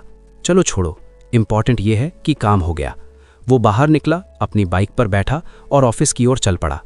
ऑफिस पहुंचकर रवि सीधे रजत के कैबिन में गया। सर, मैं आ गया। हाँ, बैठो, रजत ने कहा। कैसी रही मीटिंग? अच्छी रही सर। विक्रम सर ने सब डिटेल में सुना। उन्होंने कहा कि वे इन्वेस्टिगेशन स्टार्ट करेंगे। अच्छा, रजत ने सैटिस्फाइड नज़र से कहा। विक्रम बहुत केपेबल हैं, अगर कोई इसे हैंडल कर सकता है तो वही कर सकते हैं। जी सर, धन्यवाद, आपने बहुत मदद की। बस, रजत ने कहा, अब तुम अपना काम पर फोकस करो, बाकी विक्रम संभाल लेंगे। जी सर। लेकिन तभी रजत ने आगे कहा, और हाँ रवि, एक बात। जी सर। रजत ने थोड़ा सीरियस होते हुए कहा, मेरा बाहर जाना कंफर्म हो गया है। बाहर? रवि ने पूछा। हाँ, कंट्री के बाहर, बिजनेस एक्सपेंशन के लिए, यूरोप और यूएस, बहुत इंपॉर्टेंट डील्स हैं। ओह, कब जा रहे हैं सर? इस फ्राइडे को, रजत ने कहा, और लंबे टाइम के लिए, कम से कम 6 महीने। रवि शॉक्ड था। 6 महीने? हाँ, रजत ने कहा, मुझे वहाँ पर्सनली रहकर सब सेटअप करना होगा। न्यू ऑफिसेज, न्यू पार्टनरशिप्स, बहुत काम है। रवि को थोड़ा वरी हुआ। तो सर, ऑफिस में तुम टेंशन मत लो, मैंने सब अरेंजमेंट कर दी है, तुम्हारी पोजीशन सिक्योर है। और हाँ, रजत ने मुस्कुराते हुए कहा, मैं तुम्हें किसी से मिलवाऊंगा, कोई ऐसा जो मेरी एब्सेंस में तुम्हारी हेल्प करेगा, मेंटर की तरह। कौन सर? अभी नहीं बताऊंगा, रजत ने प्लेफुली कहा, शायद जाने से पहले मिलवाऊंगा, थर्सडे या फ्राइडे। ठीक है सर, लेकिन तुम्हें अपने आप को प्रिपेयर करना होगा, मेरे बिना 6 महीने ऑफिस में, ये तुम्हारे लिए एक बड़ा टेस्ट होगा, लेकिन मुझे विश्वास है तुम हैंडल कर लोगे। रवि ने सिर हिलाया। जी सर, मैं पूरी कोशिश करूंगा। अच्छा, रजत ने कहा, अब जाओ, काम पर फोकस करो, और हाँ, फ्राइडे तक कुछ फाइल्स कंप्लीट करनी है, मैं तुम्हें लिस्ट भेजता हूँ। जी सर। रवि उठा और बाहर निकल गया। अपनी डेस्क पर बैठकर उसने सोचा, रजत सर 6 महीने के लिए जा रहे हैं, ये बड़ा बदलाव होगा, लेकिन शायद ये मेरे लिए एक अपॉर्चुनिटी भी है खुद को प्रूव करने का। उस शाम मंदिर लौटकर रवि ने सर्वेश को सब बताया। यार, ये तो सीरियस हो गया, पुलिस इन्वॉल्व हो गई। हाँ, रवि ने कहा, अब देखते हैं क्या होता है। और रजत सर जा रहे हैं? हाँ, 6 महीने के लिए। तो तू अकेला, मतलब ऑफिस में? हाँ, रवि ने कहा, लेकिन उन्होंने कहा कि किसी को मेरी हेल्प के लिए रखेंगे, देखते हैं कौन है। उस रात डायरी में रवि ने लिखा, आज एक इम्पॉर्टेंट दिन था, मैंने डीसीपी विक्रम सिंह से बात की, पूरी कहानी बताई, मर्डर, राज, सब कुछ। उन्होंने सुना और कहा कि वे इन्वेस्टिगेशन करेंगे। अब ऑफिशियली प्रोसेस शुरू हो गई है, पुलिस इन्वॉल्व्ड है, जस्टिस मिलनी चाहिए, लेकिन साथ में टेंशन भी है। क्या होगा? क्या वे गुंडे पकड़े जाएंगे? क्या नेहा और अनन्या को सच पता चलेगा? और राजत सर, वे 6 महीने के लिए जा रहे हैं, ये मेरे लिए एक बड़ा टेस्ट होगा, लेकिन मुझे रेडी रहना होगा हर चीज़ के लिए। लाइफ बदल रही है फास्ट, और मुझे इसके साथ बदलना होगा। अगले कुछ दिन बिजी थे, ऑफिस में काम, फाइल्स कंप्लीट करना, मीटिंग्स अटेंड करना, राजत सर के जाने से पहले सब कुछ सेटल करना, ट्रेनिंग हर सुबह विदाउट फेल विश्व सर के साथ। अब टेक्निक्स और एडवांस हो रही थीं, कॉम्बिनेशंस, काउंटर्स, डिफेंस स्ट्रैटेजीज, और हर रात वो वेट कि कब विक्रम सर का कॉल आएगा, कब कोई अपडेट मिलेगा। लेकिन अभी तक कोई कॉल नहीं आया था। पेशेंस, रवि ने खुद से कहा, इन्वेस्टिगेशन में टाइम लगता है। थर्सडे आ गई, राजत सर का जाने से पहले का आखिरी दिन। उस दोपहर राजत ने रवि को बुलाया। रवि, चलो, तुम्हें किसी से मिलवाता हूँ। अभी सर? हाँ, वे नीचे कॉन्फ्रेंस रूम में वेट कर रहे हैं। रवि क्यूरियस था। कौन है सर? राजत ने मिस्टीरियसली मुस्कुराया। चलो देख लोगे। दोनों कॉन्फ्रेंस रूम की ओर चले। रवि के मन में 1000 सवाल थे। कौन होगा? कोई सीनियर मैनेजर, कोई कंसल्टेंट? कॉन्फ्रेंस रूम का डोर खुला और अंदर एक फेमिलियर चेहरा बैठा था। रवि शॉक्ड रह गया। आयशा? हाँ, ये आयशा थी, इको लाइफ सॉल्यूशंस की को फाउंडर। वो खड़ी हुई और मुस्कुराई। हेलो रवि। रवि ने कंफ्यूज होकर राजत की ओर देखा। राजत ने एक्सप्लेन किया, रवि, मेरी एब्सेंस में आयशा तुम्हारी मेंटर होगी। वे तुम्हारी हेल्प करेगी, गाइडेंस देगी, सपोर्ट करेगी। रवि को प्रोसेस करने में कुछ सेकंड्स लगे। आयशा मेरी मेंटर? हाँ, आयशा ने कॉन्फिडेंट टोन में कहा, मैं तुम्हारी हेल्प करूंगी। राजत अंकल ने मुझसे रिक्वेस्ट की और मैं तैयार हूं। रवि के लिए ये अनएक्सपेक्टेड था, लेकिन जैसे जैसे वो प्रोसेस कर रहा था, शायद ये उतना बुरा नहीं था। आखिर आयशा खुद एक सक्सेसफुल एंटरप्रेन्योर थी, उससे सीखने को बहुत कुछ होगा। ठीक है, रवि ने कहा, मैं तैयार हूं। आयशा ने मुस्कुराते हुए कहा, अच्छा तो फिर लेट्स वर्क टुगेदर। फ्राइडे की सुबह अलार्म बजी। 4:30 AM। रवि की आंखें खुली, लेकिन आज उसके माइंड में सिर्फ ट्रेनिंग नहीं थी। आज राजत सर का जाने का दिन था, लेकिन फिर भी डिसिप्लिन। उसने खुद को उठाया और एकेडमी की ओर चल पड़ा। विश्व सर के साथ 2 घंटे की इंटेंस ट्रेनिंग। आज भी वही डेडिकेशन, वही फोकस। चाहे लाइफ में कुछ भी हो रहा हो, ट्रेनिंग नहीं रुकनी चाहिए। बहुत अच्छा रवि, विश्व सर ने कहा, तुम्हारी कंसिस्टेंसी रिमार्केबल है। धन्यवाद सर। ट्रेनिंग खत्म होने के बाद रवि तेजी से मंदिर लौटा। जल्दी से नहाया, फॉर्मल सूट पहना, राजत सर को एयरपोर्ट पर सी ऑफ करने के लिए। 9 बज चुके थे। फ्लाइट 10 AM की थी। एयरपोर्ट पहुंचने में कम से कम 45 मिनट्स लगेंगे। रवि ने बाइक नहीं ली, बल्कि एक कैब बुक की। आज फॉर्मल रहना था। एयरपोर्ट पहुंचकर रवि ने देखा कि वहां पहले से ही काफी लोग थे। ऑफिस के लगभग सभी सीनियर स्टाफ मेंबर्स, सब राजत सर को विदा करने आए थे। राजत सेंटर में खड़े थे, अपने लगेज के साथ, प्रोफेशनल सूट में, लेकिन चेहरे पर एक वार्म स्माइल। रवि उनके पास गया। Good morning sir. आह रवि, आ गए तुम भी, राजत ने कहा। अच्छा किया। आसपास बाकी स्टाफ भी थे, कुछ जिनसे रवि पहली बार मिल रहा था। सब फॉर्मली ड्रेस्ड थे। राजत ने सबको इकट्ठा होने का इशारा किया। ठीक है सब लोग, राजत ने शुरू किया। उनकी आवाज में अथॉरिटी थी, लेकिन साथ में वार्मथ भी। जैसा कि आप सब जानते हैं, मैं अगले 6 महीने के लिए जा रहा हूं। ये एक इंपॉर्टेंट एक्सपेंशन है हमारी कंपनी के लिए। New markets, new opportunities. सबने ध्यान से सुना, लेकिन राजत ने कंटिन्यू किया, मेरी एब्सेंस में मुझे पूरा विश्वास है कि आप सब अपनी अपनी रिस्पॉन्सिबिलिटीज अच्छे से हैंडल करेंगे। उन्होंने एक एक करके की स्टाफ मेंबर्स को एड्रेस किया। CFO को फाइनेंस के बारे में, ऑपरेशंस हेड को लॉजिस्टिक्स के बारे में, HR हेड को स्टाफिंग के बारे में। हर किसी को क्लियर इंस्ट्रक्शंस, क्लियर एक्सपेक्टेशंस। फिर राजत ने रवि की ओर देखा। और रवि, राजत ने कहा, तुम्हारी रिस्पॉन्सिबिलिटी सबसे यूनिक है। तुम अभी नए हो, लेकिन तुम में पोटेंशियल है। आयशा तुम्हारी मेंटोर होगी। उससे सीखो, मेहनत करो और सबसे इंपॉर्टेंट, अपने प्रिंसिपल्स पर स्ट्रांग रहो। जी सर, रवि ने कहा। राजत ने सबको एड्रेस करते हुए कहा, मैं तुम सब पर ट्रस्ट करता हूं। हमारी कंपनी एक फैमिली है और फैमिली एक दूसरे का ख्याल रखती है। तो प्लीज़ साथ मिलकर काम करो, और अगर कोई प्रॉब्लम हो तो आयशा से कांटेक्ट करो। वो मुझसे भी कांटेक्ट कर सकती है। फिर राजत ने एक मोटिवेशनल स्पीच दी, शॉर्ट लेकिन पावरफुल।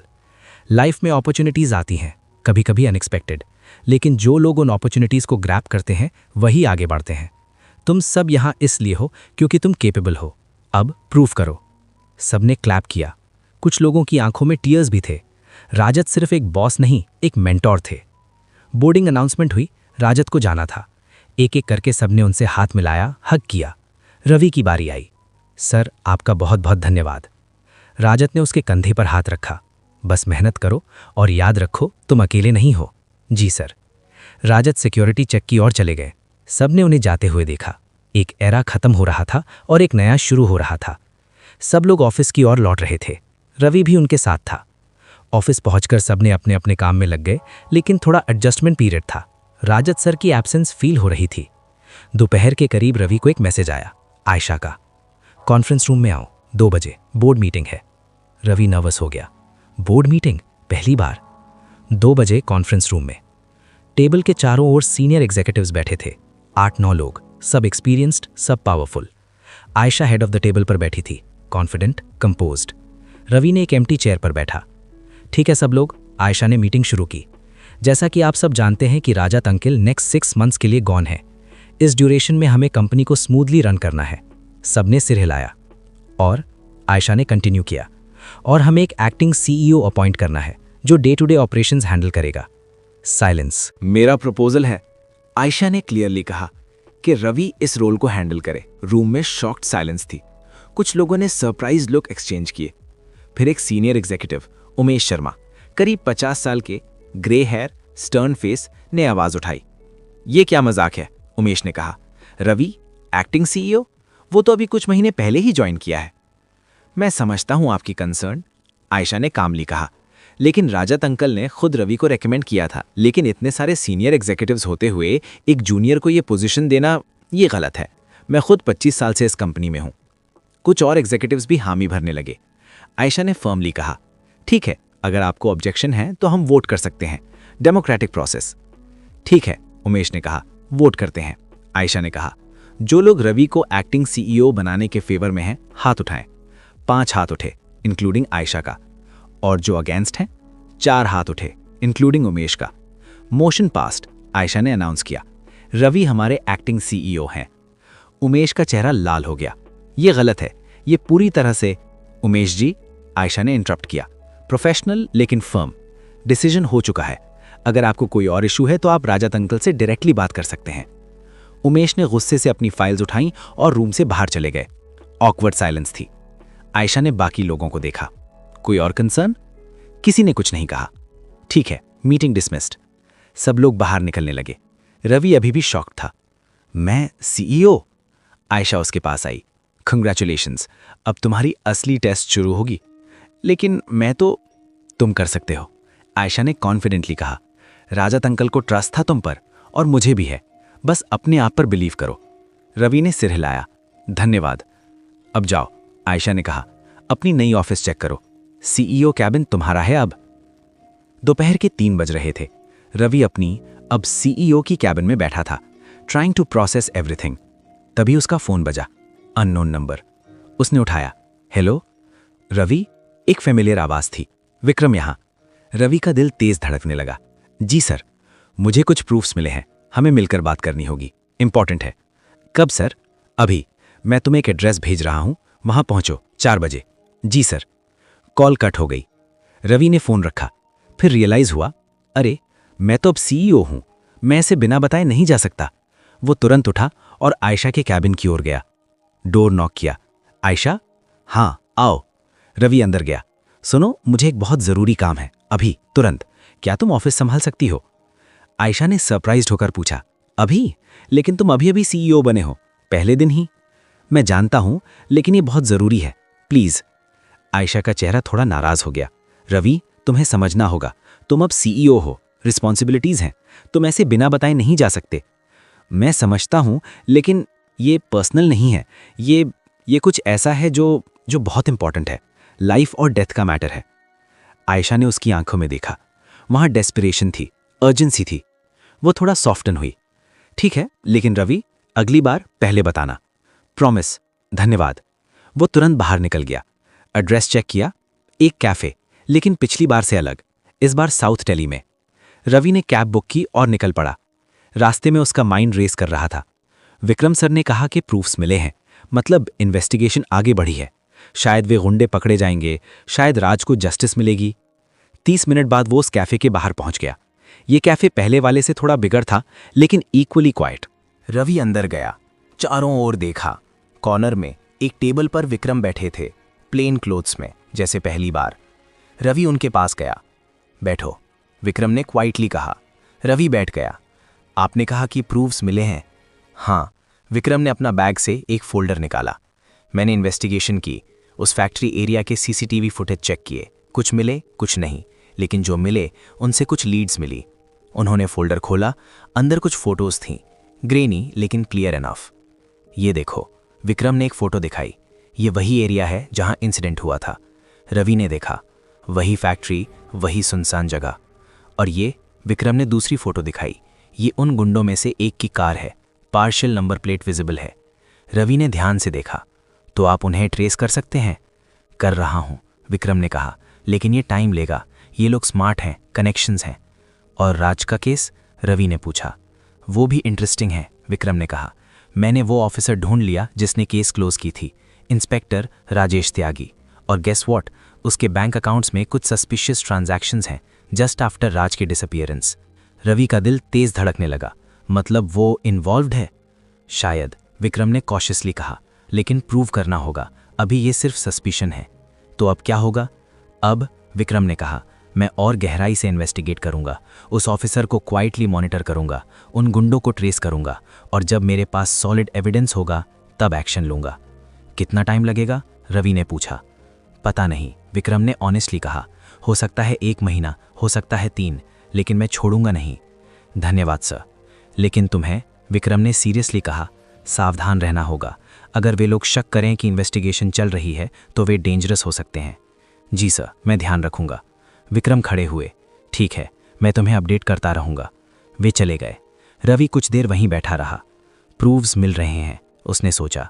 स्लोली लेकिन प्रोग्रेस हो रही है। उसे थोड़ी होप मिली, लेकिन साथ में रियलाइजेशन भी कि ये लंबी लड़ाई होगी, लेकिन मैं लड़ूंगा। शाम को मंदिर लौटकर अवि ने अपनी डायरी खोली।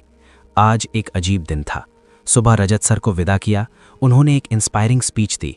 फिर मैं एक्टिंग CEO बन गया पहले ही दिन। ये सररियल है। कुछ लोग खुश हैं, कुछ जैसे उमेश जी नाराज। लेकिन आयशा ने सपोर्ट किया और मुझे ट्रस्ट है कि मैं कर लूँगा। फिर विक्रम सर से मिला। प्रूव्स मिल रहे हैं, इन्वेस्टिगेशन आगे बढ़ रही है। टाइम लगेगा लेकिन प्रोग्रेस हो रही है। लाइफ में बहुत कुछ बदल गया है। कुछ महीने पहले मैं एक टूटा हुआ डिलीवरी बॉय था और आज मैं एक कंपनी का एक्टिंग CEO हूँ। ये जर्नी इनक्रेडिबल है और अभी ख़त्म नहीं हुई है। रवि ने डायरी बंद की। कल फिर से नया दिन था। एक्टिंग CEO के रूप में पहला पूरा दिन। चुनौतियाँ होंगी, लेकिन वो तैयार था। कहानी पसंद आया है तो लाइक कर दीजिए, चैनल को सब्सक्राइब कर लीजिए और आपके जितने भी भाई बंधु, दोस्त लोग या चाहने वाले कहानियाँ सुनते हैं उनके साथ ये वीडियो शेयर कर दीजिए। और अगर आप लोगों के पास इस कहानी से रिलेटेड कुछ आइडियाज़ है तो वो मुझसे शेयर कर सकते हो। अगर अच्छा लगा तो मैं नेक्स्ट पार्ट में उसको इम्प्लीमेंट कर दूंगा। तो मिलता है नेक्स्ट पार्ट में, तब तक ज़िंदा रहना ज़रूरी है।